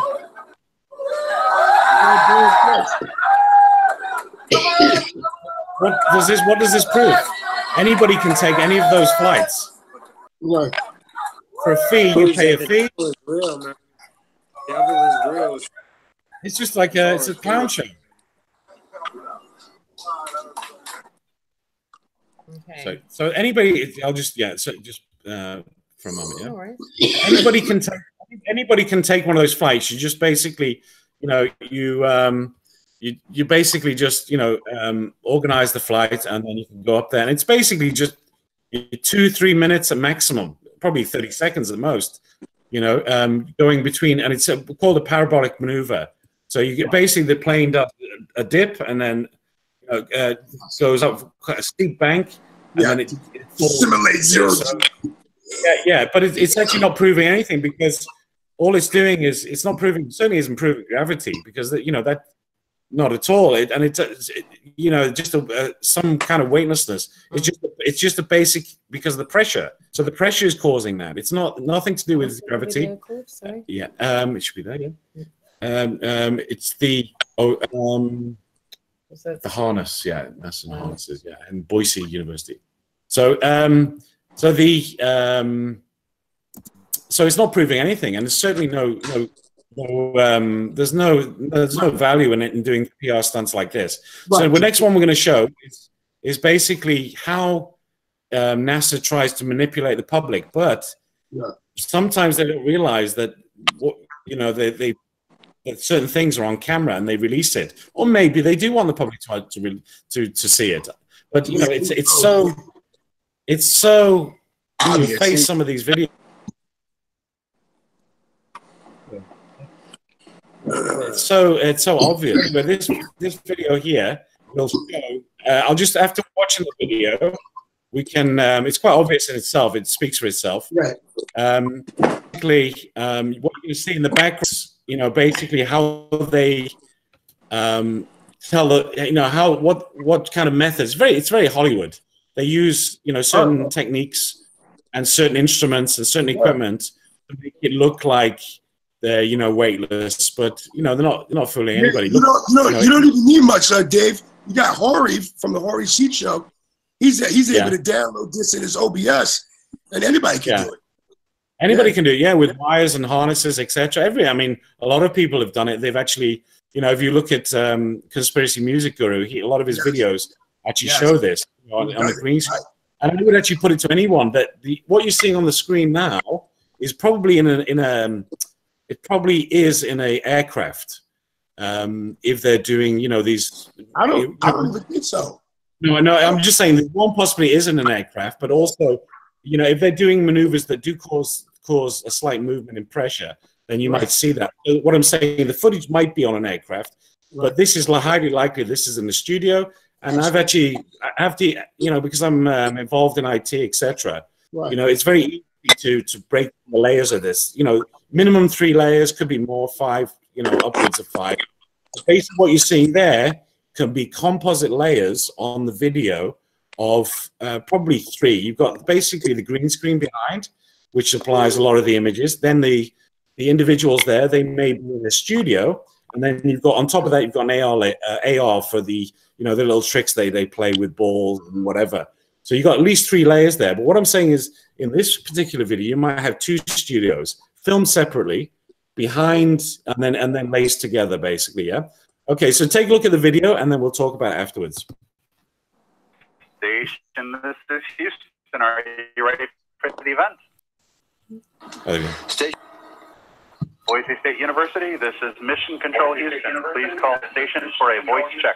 Please call station for a voice check. Station, this is Boise State University. How do you hear me? Boise State, we have you loud and clear. The external systems are so it's coming in about right there. Yeah, pause it there. Okay, cool. Next time. There we go. Here he is, guys, in his harness. You can see the wires. The harness is right there. It's all there for view, and they're showing. It's right there. That's how they do it, guys. These guys are not up in so-called space. They're just in a studio, and they're in harnesses. Sometimes they're upside down. Sometimes they're in the swimming pool. But basically, it's right there, and it's and there's thousands of videos like this now. Oh, they basically put these guys on harnesses, and usually they're concealed within the uniform that they're wearing. But this guy, obviously, somebody was having a bad day there, and we got this. So. I should be riding on that train to San Antonio.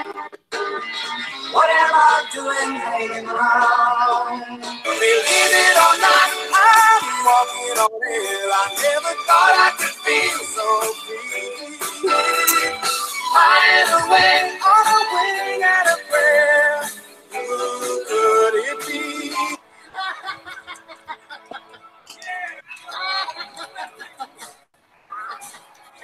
Make out some of the land masses, you could recognize them. And now there he is in the background again. Now what's yeah, there he is. Busted. This guy. This is ridiculous. Wow. This is they've got 54 million for this, guys. Do you think they could do a better production than this? Right. Wow. Ridiculous. Now a lot of us, Dave, have saw these videos. Yeah, you may have seen this before. Many people have. Yeah, Dave actually made some observations that probably a lot of us have never even noticed. Okay, so if we can pause it there. So what the guy's doing here, he's actually been instructed to make out that he's moving something around, but that's on the AR level, so augmented reality. Unfortunately, they didn't lace the studio footage with the AR footage. Right. So the AR footage is not there, but he's still pretending. He's just doing what he thinks is, the right thing to do, and that will be laid on later. But they didn't. They forgot to do it. So he's like just moving around like a clown, and for no particular reason. Supposedly, probably there's a ball there or something, whatever. Now this is all laid on. So you think there's actually those items are floating, but they're not. It's AR. It's another layer in Photoshop or whatever. But it's another layer that's introduced afterwards. It doesn't prove that anything floats in space. It doesn't prove that they're in space. It doesn't prove anything. That is just another AR. You can do it on your iPhone these days. Really? Since iPhone X came out, there's AR in there. So you can actually, do this yourself. There's no objects there. Usually when they're bouncing like water between 2 table tennis bats, the water's not there. Tim Peake was busted doing this. It was all on green screen. I mean, this has all been laid out. It's and all they do is just continuously put out all this nonsense. It's just bad PR. That's all it is. Now, the American people, anybody listening to this, you guys in America, you're paying for all this, and again, other agencies as well around the world. But now you're paying for this out of your tax dollars, and all you're getting is your show. Have you ever been shown results of a scientific experiment in the ISS? It's not out there. What are these guys doing? They're just doing a comedy show every day. The scientific experiments where they've been supposedly doing, where are they? Because they're certainly not on YouTube, and they're certainly not in the public domain. Yeah. And I put it to anybody to research that. Yeah. But this is just a clown show, guys. It's just another one. It's just another layer of their BS, basically. All shenanigans, all scripted, all nonsense, all fake. And I would say anybody just switch off if you don't want. There's so many of these videos now.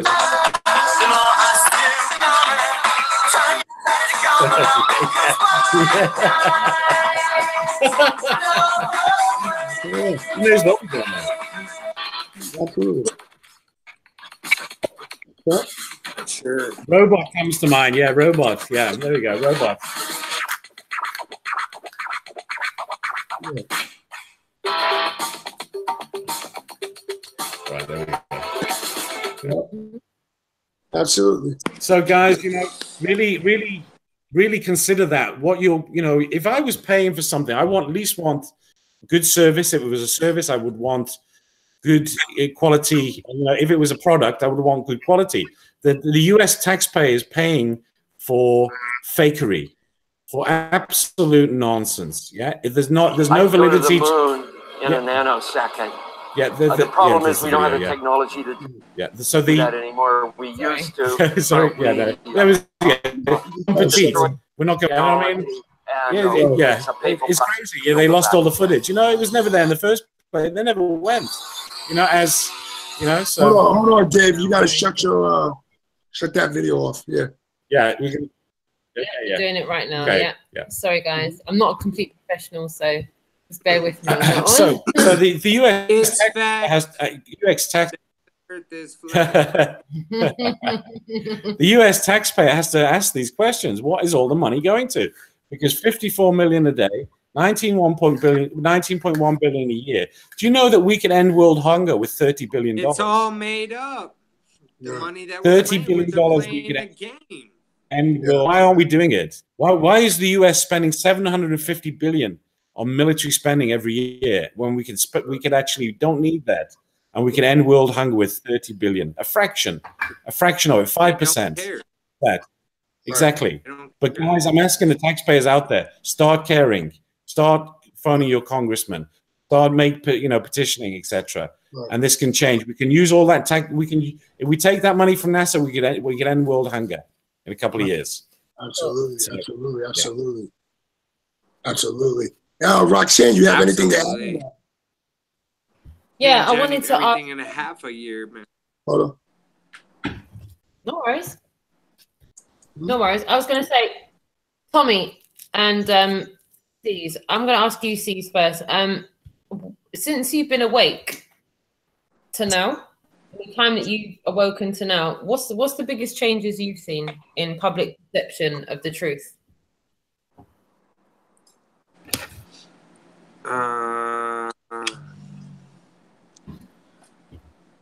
Can you repeat? I know what you said. Just repeat it one more time for me, if you could. So let me clarify. How long have you been awake for? How long have you known that you've not been on a ball for? For about a year and 8 months, I would say. Okay, so in that year and 8 months, what's the biggest change you've seen in public perception? Man, I see everything different. It's just. That's why everything you just see everything as a different everything. That's a very hard question to answer, because it just, for me, just like bringing a globe head on here, it would be like, for what? What's the point? The way I see it is, you're either gonna believe it or you're just too far gone. But all in the same breath, it's like, I didn't believe it, you know? Like, I didn't believe it, and that's why I share this stuff. Let me get back to this question, though. Everything is a deception. I can't pinpoint that, you know, because it's just so big.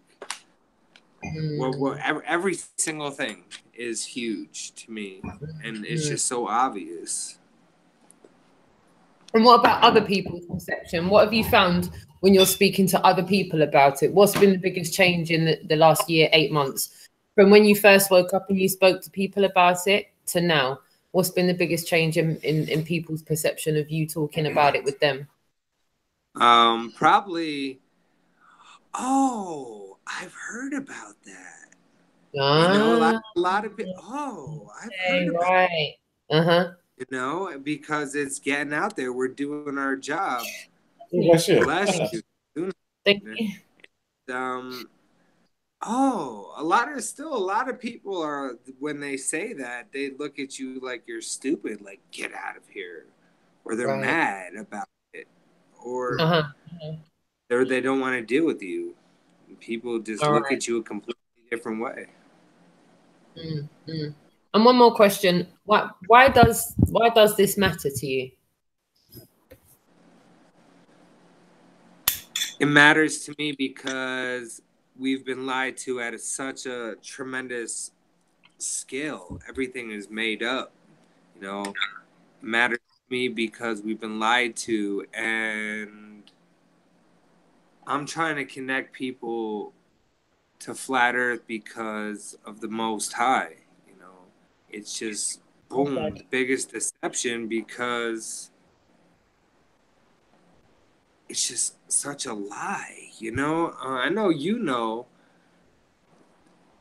the devil is real. You know, he's trying to make us think we're living on a globe. He's going to do whatever he can to make us think we're living on a globe. My job is to get people to realize what's going on. You know, it's such a big deal to me because my kids aren't going to be lied to their whole life. Like, I'm 33 years old now, but my whole life I looked at things differently. You know, I went to a Catholic school for some time, and I just look at that, like, once you start doing research, it's just baffling. How can people be lied to? How can people walk around like I walked around before this and just not understand? I talked to my mother. My mom thinks I'm crazy, you know, but she's waking up a little bit here and there, I see. But my mom thinks I'm crazy. It's hard. My kids will know that I tried to do something. I try to reach out to people because that's what you're supposed to do.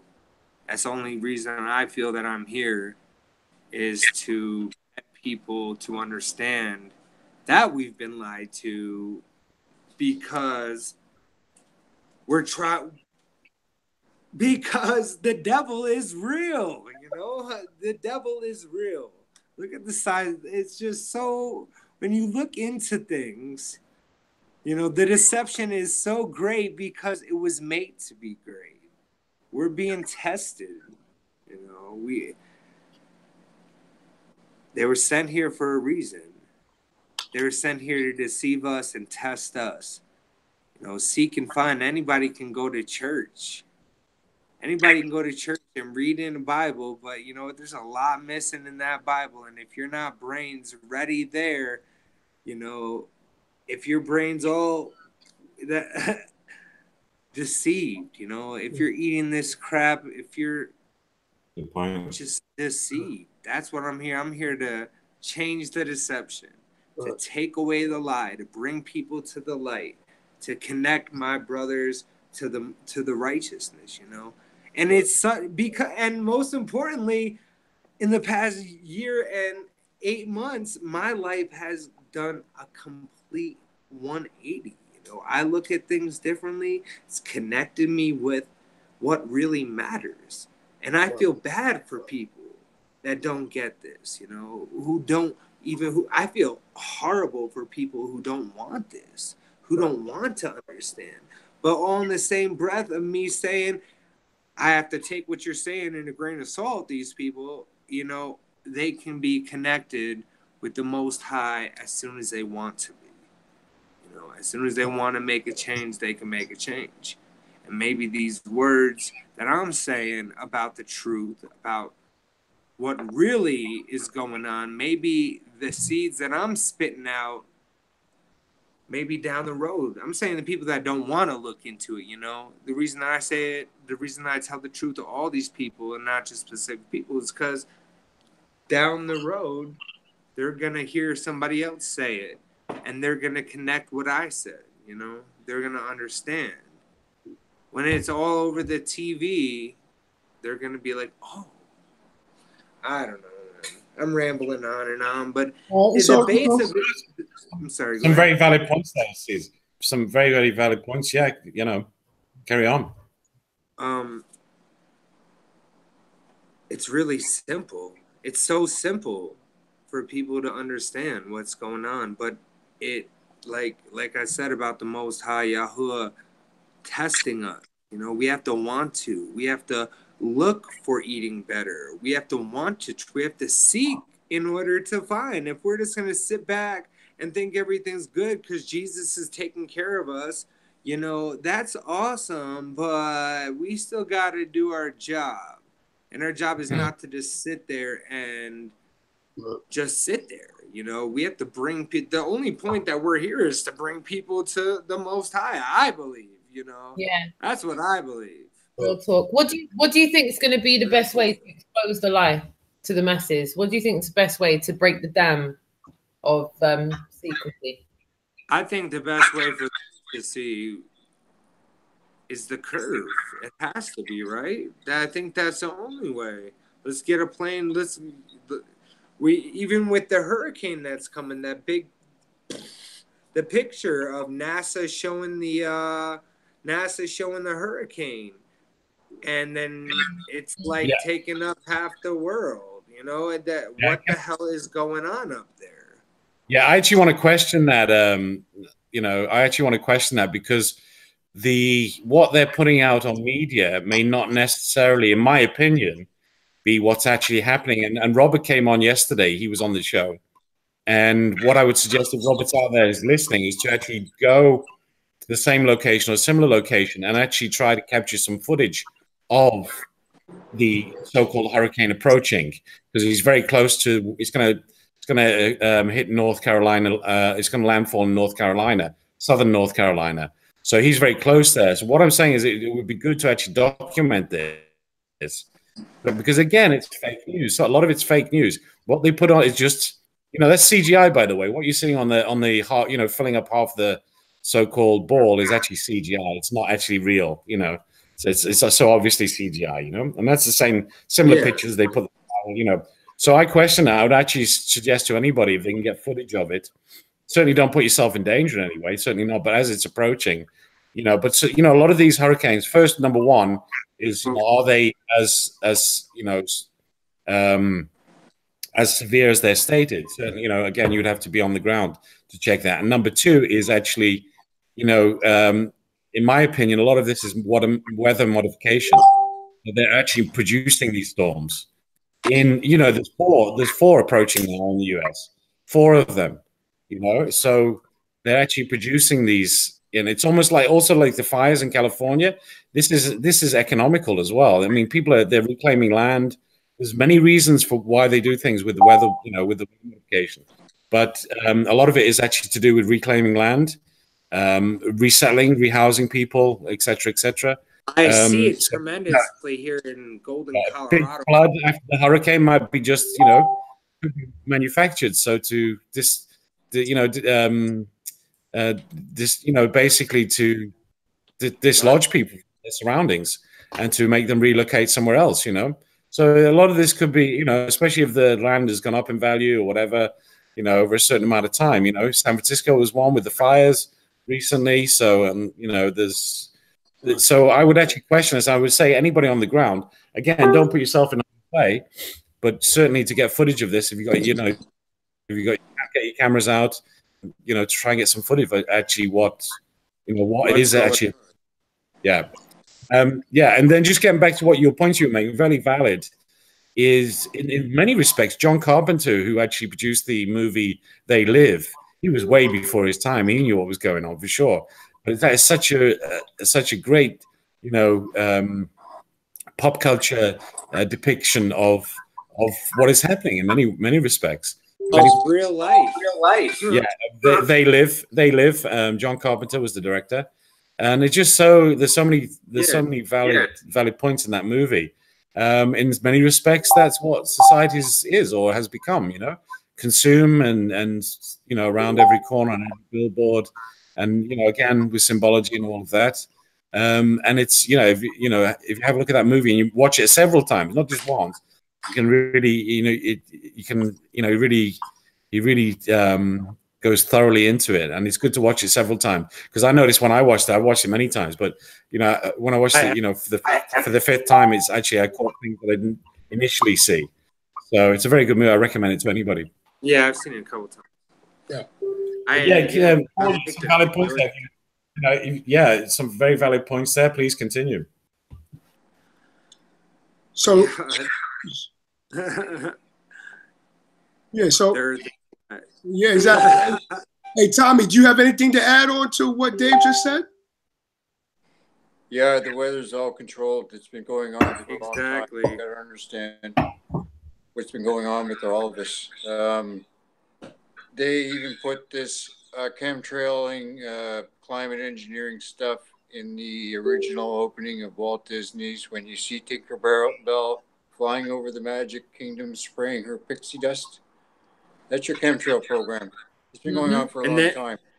Tinker Air Force Base number 72 is in Oklahoma. It's the chemtrail capital of North America, more or less, and they've been controlling the weather for decades. Tinker Air Force Base is Tinkerbell. Tinker Air Force Base number 72 gets into Freemasonic Satanic Order stuff and how they control everything, because you got to understand the number 72 is these guys operate on a 66 added 6 equals 72. So you have 666, you see? This whole thing has been going on for decades and decades and decades, and everybody's been chewing on their bubble gum and drinking fluoridated water, and this is a big issue, and everybody thinks these fires, these hurricanes have been generated off the coast of Africa by fires, which heats all the water, air up, and then what happens on the west coast of Africa, per se, these fires start these big hurricanes. If you notice, all these hurricanes are starting in Africa, coming across apparently on the plane, and smacking us in the side here. I used to live in Halifax, so I know about the hurricanes and stuff, because I've seen quite a lot of activity down that way. But I know the weather's been going on for a long time, and it's been controlled. These guys got mobile units where they can microwave the aluminum and stuff in the atmosphere, and the silver dioxide they're seeding the clouds with. They can actually make them collect so much rain that it's actually what do you call a cloud river, where they can actually flood entire zones with what they call rain rivers, right? And it's just like a wall of water that they've picked up off the ocean, and they can direct these storms with this river of water. Say you wanted to flood out Louisiana, bam, you got and see what happened with Hurricane Harvey is they had the hurricane come into Houston.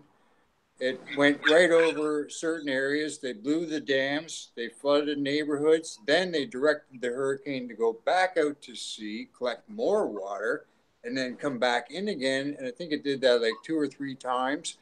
And then so these guys know exactly what they're doing. So if you don't think, pretty much every cloud is out there is man-made.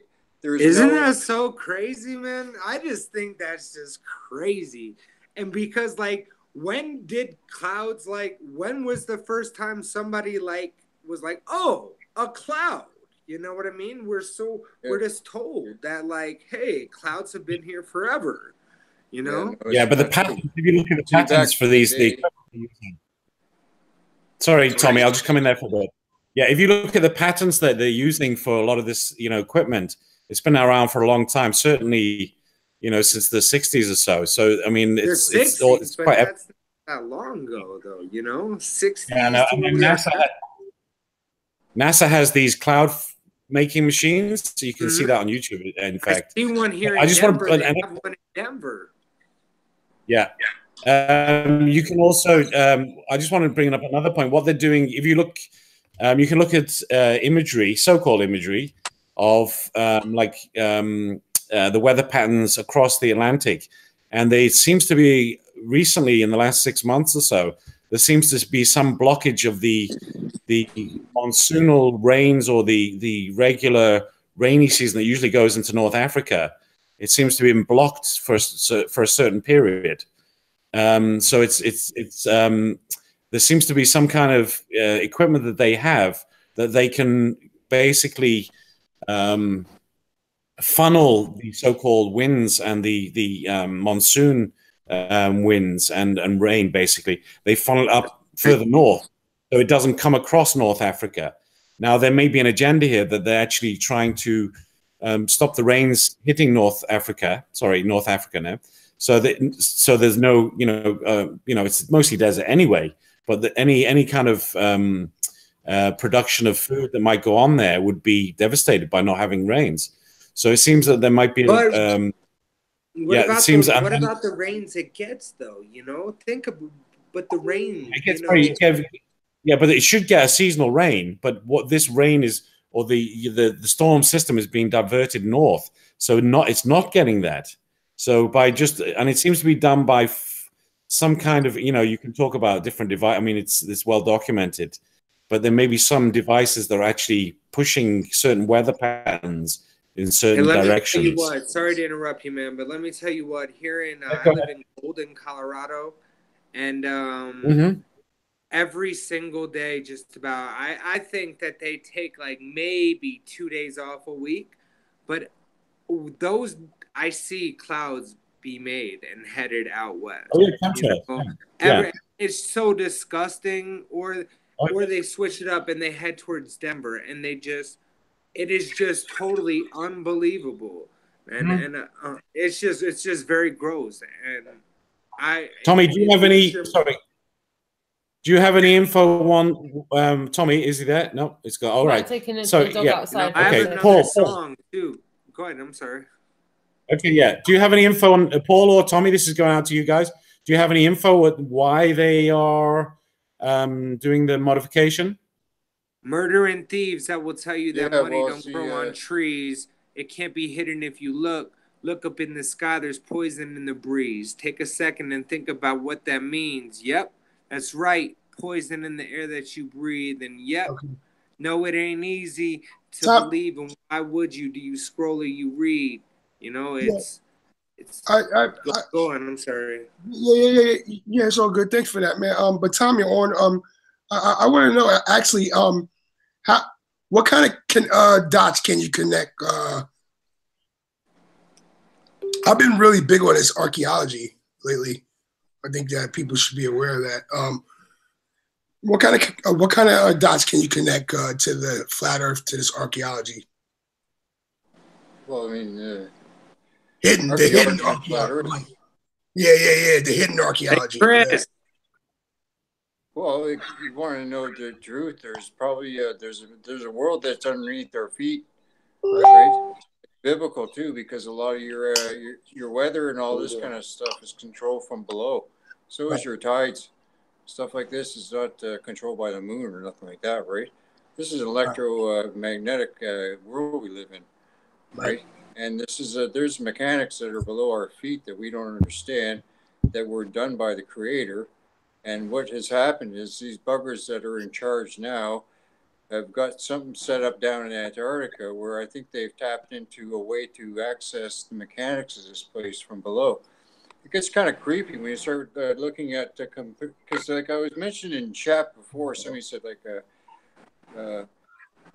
why would they be doing that?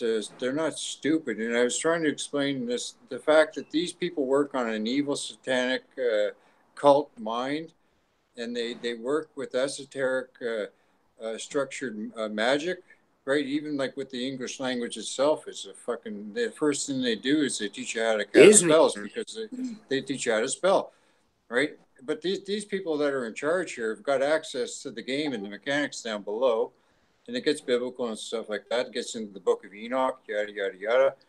I appreciate Roxanne's looking into the Anunnaki and Nibiru and this, that, and the other thing, because I got 9 books here on Zechariah Sitchin, and so I know exactly about the Anunnaki and all these buggers too, right? But I mean, these guys, you got to understand, there's dimensional beings here and there's interdimensional beings here. And it gets creepy because that gets biblical too, because even when somebody was mentioning earlier about, you know, I had a cup drinking alcohol, it gets you get invaded by spirits. You see, that's why they call booze alcohol spirits, right? So this is where you got to understand where you are. These guys cast spells, and see, this is why, in order for their spells to work, they have to do it. They have to show you.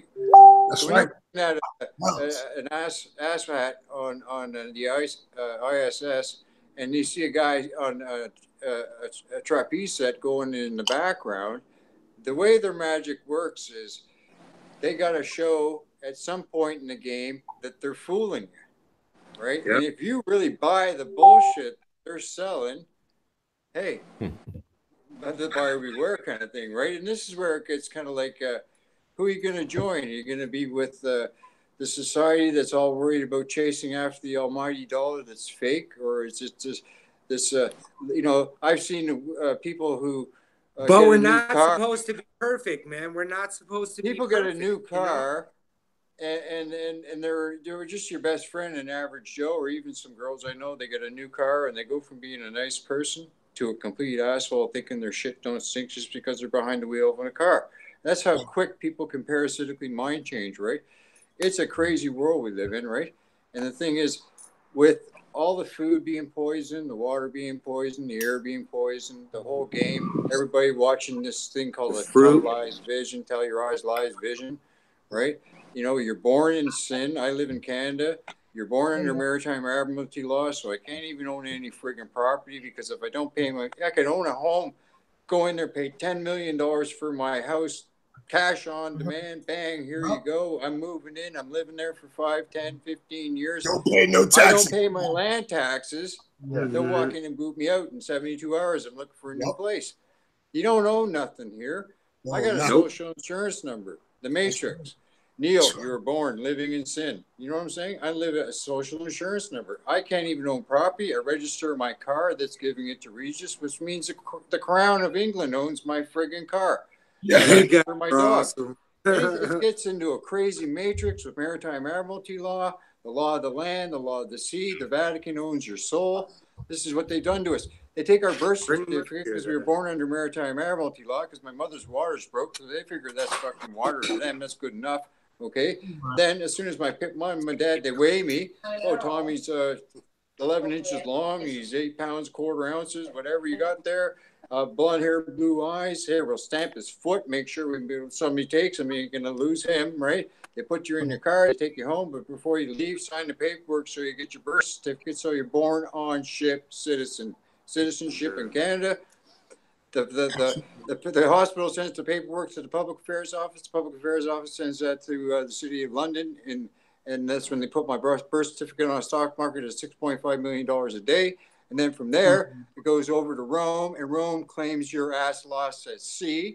And then they claim the ownership of your soul, because the bottom of your shoe or the bottom of your foot is the sole of your foot. You see what I'm saying? It's a crazy game. So I'm into this because I got 2 grandkids in diapers. I got a 14-year-old son, a 28-year-old daughter, and a world of children out there that are being completely lied to, and I don't want this to happen to them. There you go. So when you talk about, well, when did you wake up about being flat Earth? I think the thing is, when did you wake up to the importance of flat Earth?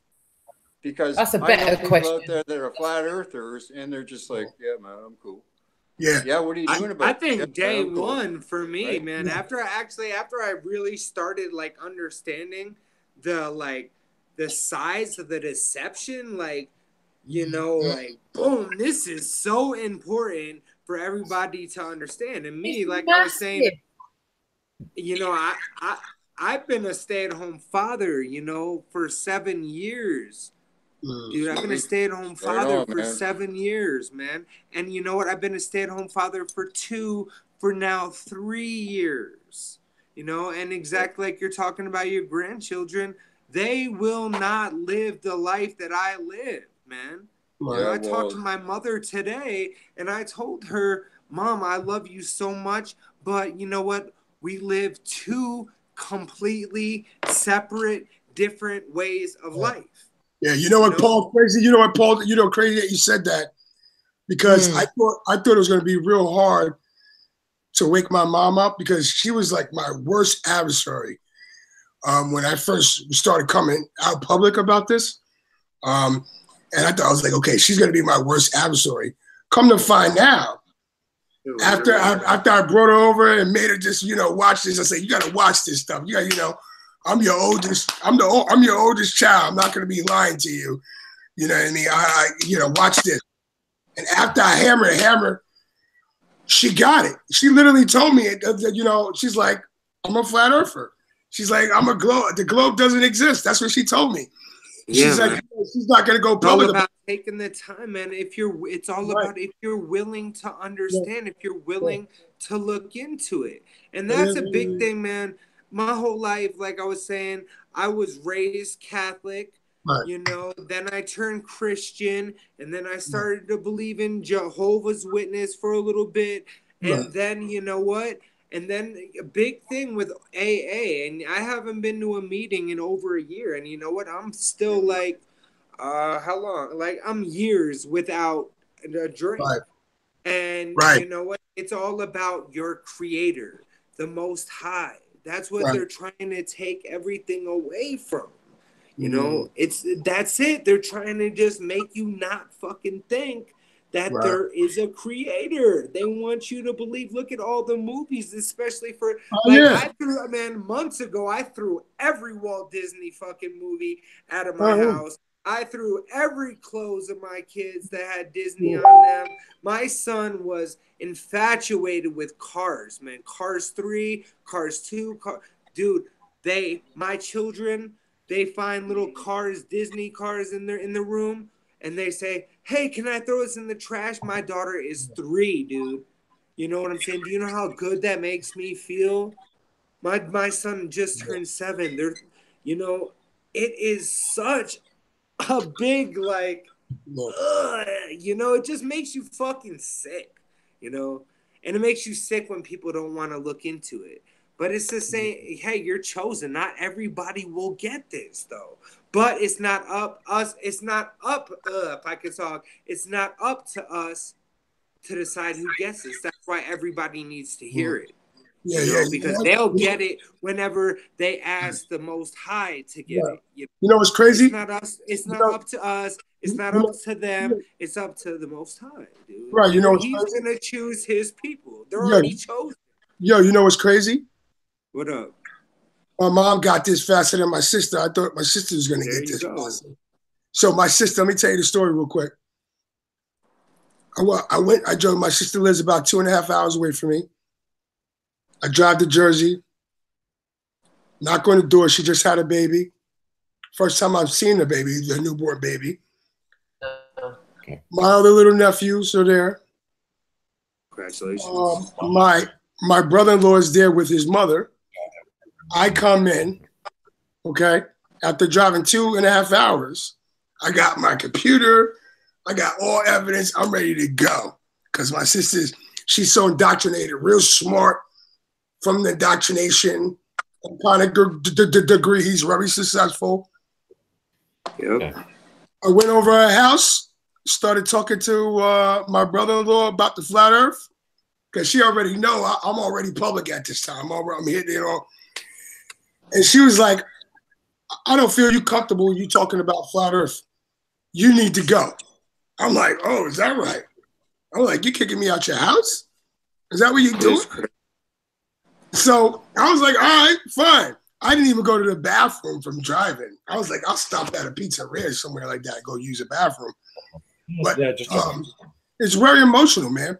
And now, come to find out, now she's waking up, she's asking questions, she's getting a little more, because she can't run from it, But yeah, our family, it affects our family, and how we deal with it is totally different, but it's the same, Yeah. Absolutely. And I feel it, Yeah. And that's what with it being, you're saying it's the same. It is the same, and people have different jobs. Right. In this, it's all the same, but it's different. Absolutely. And that's why I feel some people might not believe in our Creator, right? The Most High, whatever. But you know what? That's my job. My job is to connect with people who do through flat earth. Well, let me ask you a question because me and Roxanne, we're actually domers, and I want to ask you, are you a domer or are you what's kind of like where you stand at on that? Hey, there is a firmament for sure. Okay, so you're a domer. Okay. 100%. 100%. Let me tell you what. Years ago, before I even believed in the firmament or even had the idea or thought of it, it was about 2012. I was visiting my wife's parents. She grew up in New Mexico, and with our son, we were visiting them, and we took this tram up to the top of the mountain. And let me tell you what, I think, the way the sun was, and especially not believing there's a globe, hope your eyes are right, you all right over there, that I saw the firmament. I don't know if it's possible, whatever. Well, I think we see it every day. I think that I think the blue sky is the color of our ceiling, and at nighttime you can see through it like a planetarium. But thanks for that. But meaning just to keep it on that question, I like to ask Dave. That same question. Are you a domer? Are you a domer, or what's your? I'm not going to make it a subjective thing. I'd rather be on the objective side. So a lot of the evidence points towards a lot of the evidence that's out there. Unless we go up there, we can't really tell. But there's so much evidence, going back in, doing testing up there, etc. There's so much evidence. And recently, there's been a lot of people putting up rockets that somehow they've come to us. There's that famous one that's went up about a year ago. It hit something. It seemed like it hit something. So we can't say for sure because we haven't been up there. Certainly not. I haven't been up there, so I can't say for sure. But a lot of the evidence points in that direction. And then you've got the ancient texts that also point in that direction. There's in my opinion, there's a lot more for than against. So I'm just going to leave it at that, basically. Yeah. Yeah, absolutely. Tommy, while we were on that question, what's your thoughts on on what's going on? Or are you a domer or I like to, Well, I don't know if you want to call it a dome, right? But the Bible states that the All High stretched the skies across like a tent. Okay. Right? Yeah, it's all right. I know there's a barrier up there, which obviously there's got to be something to prevent the waters from above to hit the waters from below, sort of situation, right? Yeah. But I get confused sometimes with the fact that sometimes when these planes go about 80 miles in the air, all of a sudden, or these balloons go 80 miles in the air, right? That the sky, the stars disappear, and it seems that you've broken past a barrier of where the stars actually are, because they're a lot closer than we imagine. And this is where I think the chemtrails that are blocking us from getting a lot of energy from these particular luminaries, right, which are probably good for our health. But this gets into these guys who are painting the skies for us every day, right? But I believe there's something up there. I don't really know about whether it's a water dome, because apparently there's an issue getting past it in regards to the temperature of things, because apparently once you get to a certain height, it goes from basically cold weather to about 15 Kelvins in temperature, which is about 450 million degrees or something stupid like that, right? Yeah. Which is not cool. So I don't know. I mean, there's something there, and it's like I really can't make a. I could shoot you a whole bunch of stuff about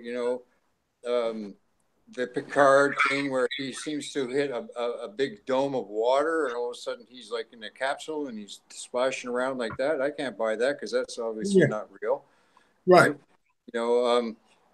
So I mean, but I believe there's something up there. I wish we had the ability as a group, just between us, to have to check it out ourselves. I mean, this is why our governments are spending billions and millions of dollars a year trying to. People do have planes, though.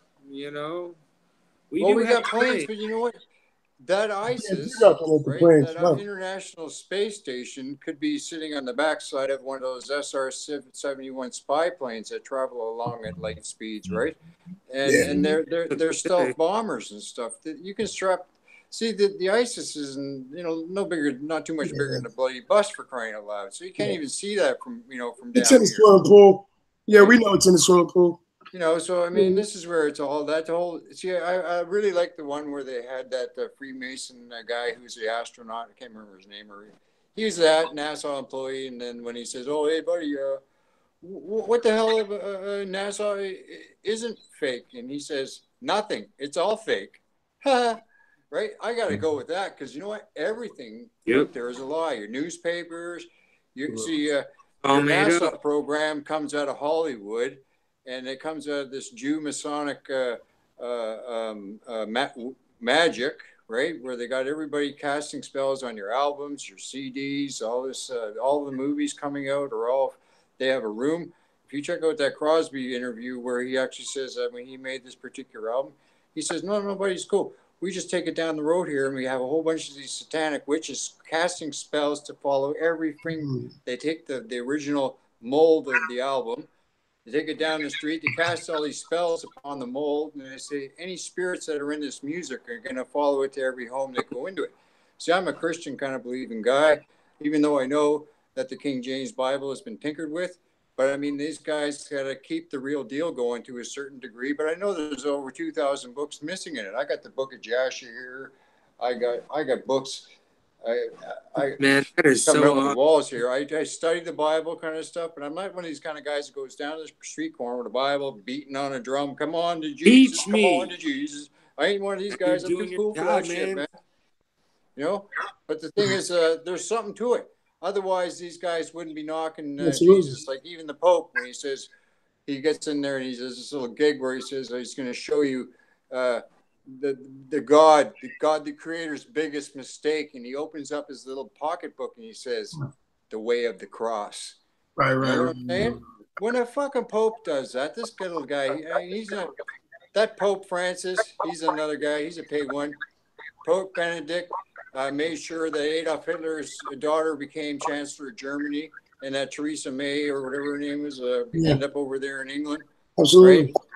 And Theresa May, I think her name was, and then another one from Lithuania. She's another one. They're all in behind the Iron Curtain when they were 15-year-old girls, right? And Pope Benedict was to make sure that she became Chancellor of Germany because she's Adolf's seed, right? And she became Chancellor of Germany on April 20th. That's Hitler's birthday. When she became Chancellor, bam, he retired from his gig. First Pope to resign in 600 years. They put all the pedophilia and the child rape and the disappearances of all these fucking children on him. Right. Out comes Pope Frankenstein, and he's the new guy in Dodge. He's got it all going on. Oh, I'm the guy who's coming in to clean up this mess. Yeah. Meanwhile, he's the evil bastard that put the Exocet missile on the side of the HMS Sheffield in the Falkland War to get that crap going. Right. And it gets really crazy about that shit. But these guys got it all. That whole Central and South America is just a rig. Right. Oh, that's a shit show. No, sure. Is Company Kane. Hey, Tommy, you're going to go through our, it's about that time for our last round of questions. And since you're the last one speaking, I like to go with you now is, questions like we like to ask people is, tell us something that we don't know. You know? Tell you something that you don't know? Yeah, tell me, Roxanne, everybody on the panel, and everybody that's listening in. Tell us something that we don't know.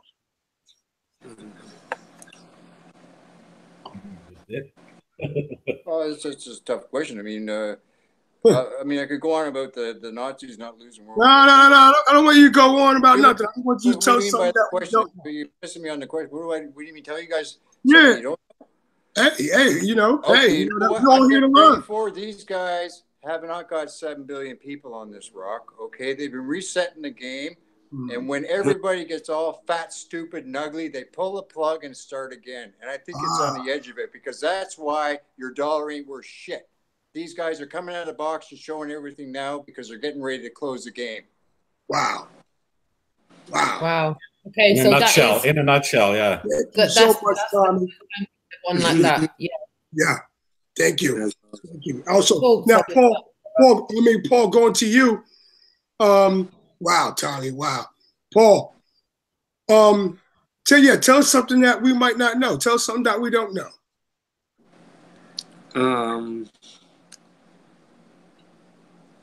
You know, like I was, for a second, I was thinking about it, and then I was interested in what he had to say. So man. I can't think about it. How do you follow that? How do you follow what Tommy just said? Tommy just did a drop the mic moment, like yeah. Well, he was actually, if you was paying attention, if Paul, you was paying attention earlier, he was speaking about that earlier.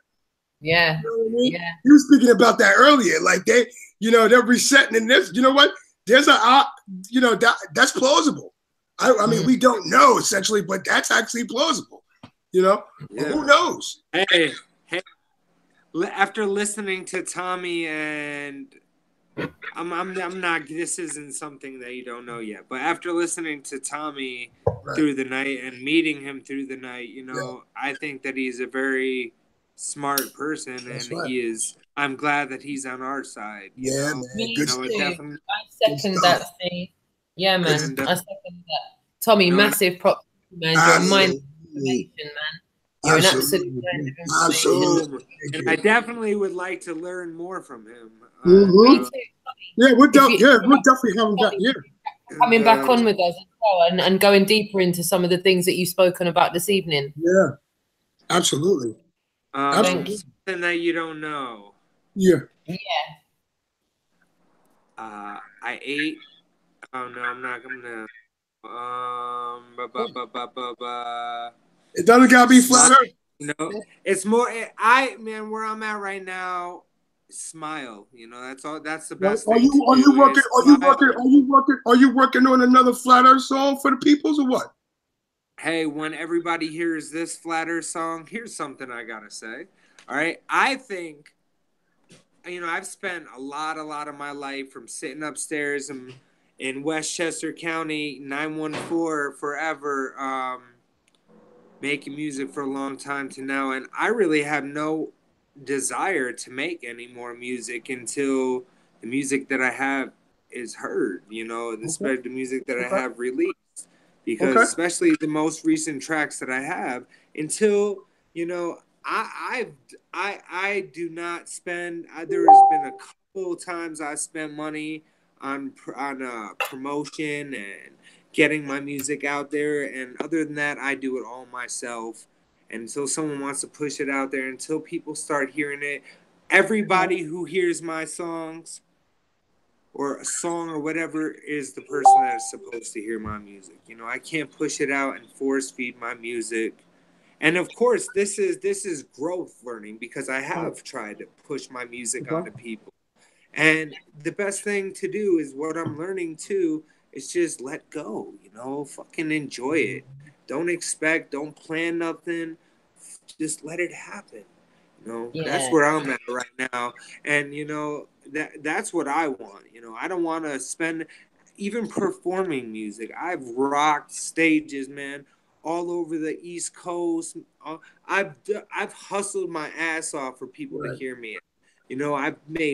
I've prayed for. I don't want anything else out of my music. I'm so thankful. I'm just so thankful for everything that is happening, especially over the past few years, and the people that I could help and that I've helped make decisions that have helped other people. You know, that's what it is, man. I'm just very thankful, and I'm excited to see what's to come. And I'm not in control of nothing, and neither are you, no matter how much you want to think you are. No. You're right there. You're right there, man. We appreciate that. Yeah, absolutely. I appreciate everybody here tonight. You know. Yeah, man. And you know what? And I appreciate you taking the time out of your time, coming along and spending some time with us and hanging out, and and also, cause that's what it's all about. Getting people all together, having a good conversation. Everybody's, and we all vibing, learning about each other. Actually, meeting people that we never even met before, and kind of sharing, connecting the dots with everybody else. Absolutely. Yeah. This is so I'm just gonna. I just want to elaborate a little bit on what Tommy was saying there a little bit as well. The dollar, the way the dollar is right now with the situation, they could pull the plug on that anytime, and you want to be prepared basically. So you want to have some kind of backup plan, because if the dollar crashes, and we live in basically a just-in-time system, which is basically farm to supermarket in 3 days, and if that drops, you want to be prepared somehow. So just think about that and try and, make provisions for yourself. But as far as the dollar, I mean, trillions of dollars in debt, basically, at any time, basically. Yeah. And, the value of the dollar has gone down dramatically. And the markets are always also looking in that direction as well, devaluing the dollar, etc. You can research that for yourself. Also, Dave, you know what's crazy? What's crazy, Dave? A lot lately, I've been thinking about, okay, plan B. How are we going to live with all this without this technology? We're going to have to go back down to the basics. You know what I mean? Because it may get that, it may get that bad. You know what I mean? What next? So maybe we have that might be the best thing, though. That might be the best thing, because look at all this technology and the distractions, and I doubt that will happen. Unless it's time for shit to end. And like I said, I'm a person. I have a higher power. Paul, all you gotta do is watch what they're doing. Do you know how many CEOs? How many CEOs have stepped down? No, hold on. You know how many CEOs have stepped down from all these major companies? Watch what they're doing. Over the last 2 years, damn near all the CEOs of these major companies have stepped down. What's going on? My wife said she saw a FEMA truck in Denver the other day when she was on her way to work. Well, they're always in Denver. Yeah, I know. I'm just saying, Right. And what about Toys R Us closing and all that? Dude, Toys R Us is all over the world, man. Yeah, there's actually a whole list of corporations. Yep. It's all right if I mention a couple of things that are being said in the chat room just now.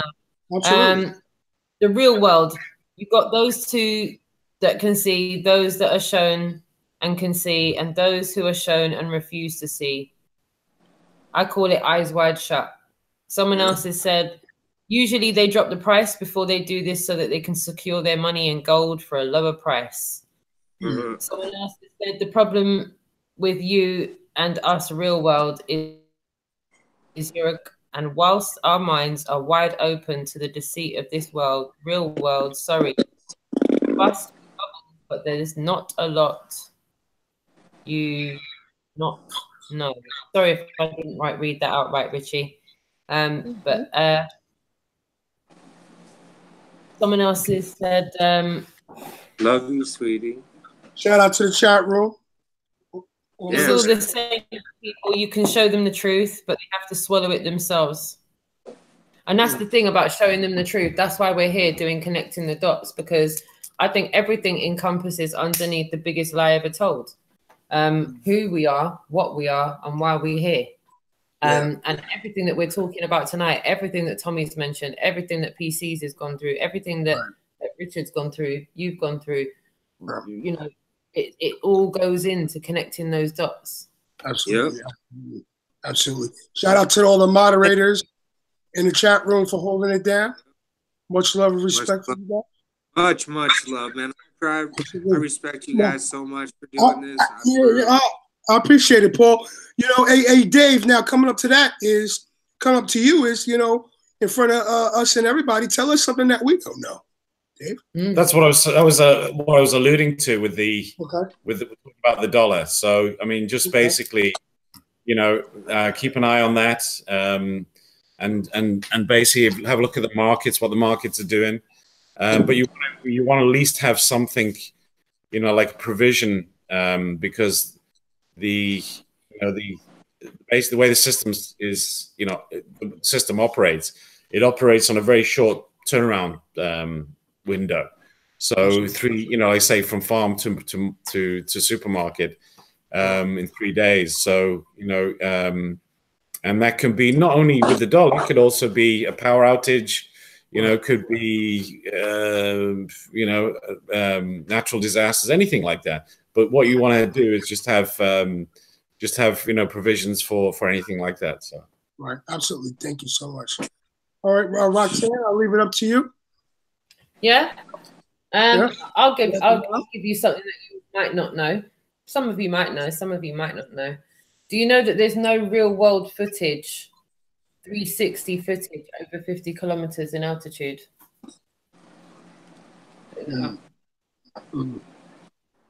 How is that?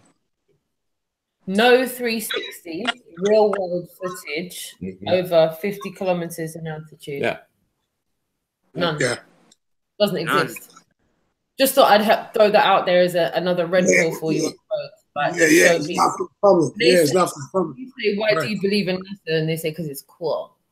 Or they say, because, you know, why do you believe in the globe? And they say, because I've seen footage, I've seen images. No, lies. Just real world images that are 360 over 50 kilometers in altitude, and just get them wrong with that. Right. Does anybody in the chat room have any questions for the guests before we wrap this up? I did put that out to the chat room, but I do think we've kind of covered a lot. The chat room doesn't. I would love to have my wife in here sometime with me. Yeah. Back in the future. We'll love. We're gonna probably informative, and she for real, man. She's right here with me right now. And recently, man, we're about to have it. We're about to go out to Vegas. We're just dropping everything. Just hey, we're going. And we're about to go look up at them stars, and just it's going to be a great time. Nice, awesome. Thank Shout you out to you, man. Absolutely. All right, then. I guess that's you know, I guess we're gonna wrap it up, huh? What do you think? Yeah, definitely. We'll be back again tomorrow at some point, probably later on in the evening. We've got some special guests lined up for tomorrow. Won't say too much just now, but we've got some special guests lined up for tomorrow, and we're going to go ahead and connect some more dots. We're going to dissect some subjects tomorrow. And as I said, I'd love to open up the platform to you again, Tommy, to come back at some point and go deeper on some subjects. You PCs, come back on with your partner by all means. Much love. Great time. Definitely, and we'll be on. We'll probably be on a little bit earlier as well tomorrow, anyway. And we'll probably be on twice. We'll be on once with John Smith Globelite and Jason of the Disbury family. They're on the UK Globelite tour, which is a 2-month tour, over 50 locations across the UK. Awesome. They're going to be live from the tour bus tomorrow with us, and we're going to get the lowdown of what's going on.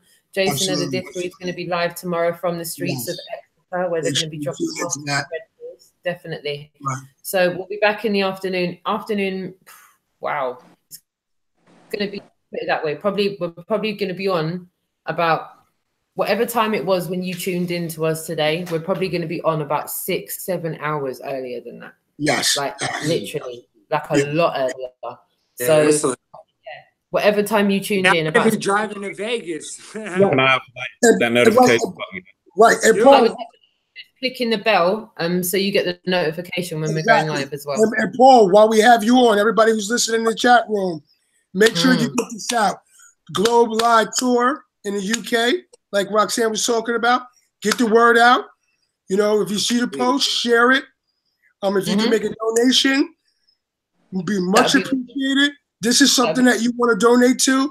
You know, this ain't no BS. You got people that left their families, left their jobs, just to spread the truth about this deception. So that's much appreciated to everybody out there listening. There's levels, man, to this. Yep. Sorry to cut you off. All the links for the tour are in the description for the previous video. So if you want to have a look at the tour, have a look down at the Globe Live tour videos. The first one we put up, not today, but yesterday, has got all the dates, all the places. It's got all the links in today's one as well for the Globe Live tour for you to donate. Patreon, GoFundMe, PayPal. You can get a multitude of ways. In today's description, for this one, we've got PC's is all his links and descriptions for all of the ways you can get in touch with him and get his music. Tommy, I need some links for me to put into the description box if you're on any social media or YouTube. I'd love people to be able to contact you if they wanted more info on the subjects that you were talking about this evening. And I'm happy. I ask you both, how did you find tonight's hangout? Tommy, how did you find tonight's hangout? Oh, I thought it was awesome. Right. I like it talking in an open format like this because it's I kind of like specialize in about 1 million different things, and I'm a professional at nothing, right? So it's good to hit on all kind of bases and stuff and keep the conversation interesting, and I want to keep things on a truthful level. I have a YouTube channel, but I think I have like over 100 subscribers or something, but I only have one video there. It's when I took my son to an event here in Toronto. But I mean, I don't have any P900 cameras or anything to go out there. All I got is a phone.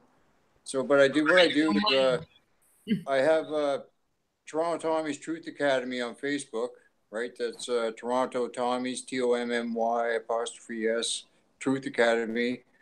Brilliant. That's got over 800 members there. And then I got Flat Earth Toronto is another group on Facebook. And I got I'll add the links 600 members there.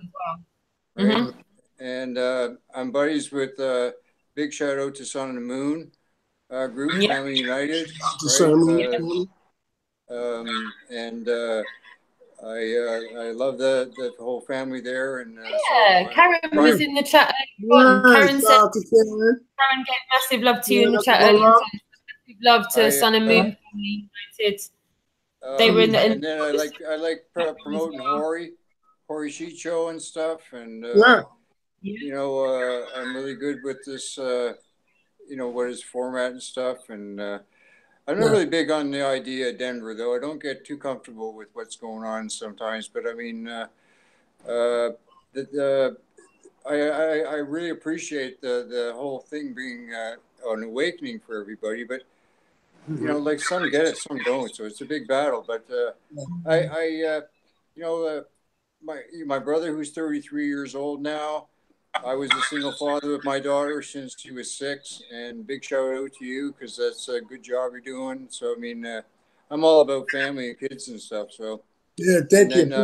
I gotta say hi to Suse out there. You're in my prayers, brother. And I just. I'm trying to keep it real, and like I said, I don't have. Be honest with you, I don't have. I haven't got any money really. I don't have nothing. I haven't got a population.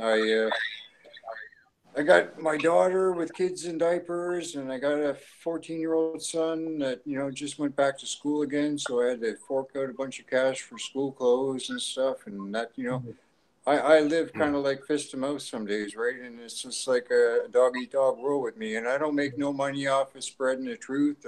That's right. I try and promote it in a healthy way for everybody to be healthy within their heart and within their own physical vehicle that they're in. Because I see a lot of people that are eating terrible foods, and I try to waken them up to just even the simple things. And sometimes they get offended with me. Some people actually get scared of me. Sometimes I go, I don't know what's going on here, because I know it's kind of a weird matrix, and it's almost like we're living in some sort of weird simulation. But God bless everybody. I try and promote everything in a positive Christian way. But like I said, I'm not a stand on the corner King James Bible only kind of dude. I mean, Santos Bonacci is a good friend of mine. Yeah, shout out to Santos. Yeah, he's real. I love Brother Sanchez, right? There's groups out there that are flat earthers, and they're all excellent people. And I wish like we could all sit down and have a convention one day in one of these arenas that we go and see these rock concerts, and we'd have a rock, we kill the place. Right. But much love to everybody, and thank you, Tommy. Thank you for sticking it out. And I wish I could get into some of this stuff in more detail sometimes, because I could. Really later on, absolutely. And absolutely, we'd love to have you back. I kind of like shotgun you, right? And I'd rather like get you like with one topic at a time, because sometimes it's hard to spread so much with you know, all at once, right? But I mean, I've been studying this stuff for too long, right? Just way too long, and you know, I got a lot of good friends that have given me some important stuff. You know, and I just want to give everybody the information that I got, but maybe one day I'm going to make a little video boost where I can make videos and stuff and start making some stuff. I'm going to try and meet with anybody, if you know Meg, right? Me and Meg linked up at... I have to get my kids to bed. He's a Jesuit guy. He works with Johnny Cerrucci on resistance, right? And see, we were down and met Patricia Steer, Mark Sargent in April here. And then we had to get together down there, and I met some good friends and stuff, and people came from all over, right? Like it was like about 20, 30 people there. And it was really good. Patricia looked good. Mark was cool as dirt, right? You know, we all had a good time, and it was like it was kind of like it was about time I met somebody for real. You know what I mean? Because like in Toronto, it's hard for. Maybe I should start doing more activism or stuff. But I mean, I'm not exactly a spring chicken, and sometimes I spend too much time sitting around here some days, right? But I'll get back on my game. But anyway, guys, everything's cool. Nice to meet you, Tommy. I mean, thank you, Tommy. More stuff apart in a good day. It. And take it from there. Much love to everybody. God bless you. God bless you, man. Thank you all. Yep, thank you, Paul Caesar, for taking time out. Thank you, everybody on the panel, for taking time out. Thank you, Dave, for coming. You know, Dave's family. So we're all family. So thank you. Nice to meet you guys. Absolutely. I think have I met you before, Dave? Me? Yeah, no. Have I not? I don't know. Maybe. No, I would have known about it. All right, cool, man. Cool. All right, guys in the chat room. I mean, yeah, or enjoy the rest of your day, whatever. So, yeah. Have a good one. Yeah, massively. Thank you all for tuning in. We really appreciate you taking the time out to be with us here this evening. Thank you to PCs. Thank you to Tommy Rogers, Richard Lopez, you already know. Thank you, darling. Eco Dave, we're going to be back tomorrow. Me and Richard, we're going to be back with more Connecting the Dots, and we're going to have our special guest with us. We're going to be back a little bit earlier, about 7 hours earlier. But we're going to probably have a couple of lives, one with the UK Globe Live Tour and one with Connecting the Dots. And we're going to keep up that Globe Live Tour live every day. We're going to touch base with the guys. We're going to see what's going on with the tour. And we're going to be doing Connecting the Dots every day. So you've got 2 pieces of content to look forward to every single day of the week. 7 days. If you missed the shows, go back and watch it. Yep. Tuning in and take us. Stay flat. If you're offensive, stay flat. Bye. Okay. Take care.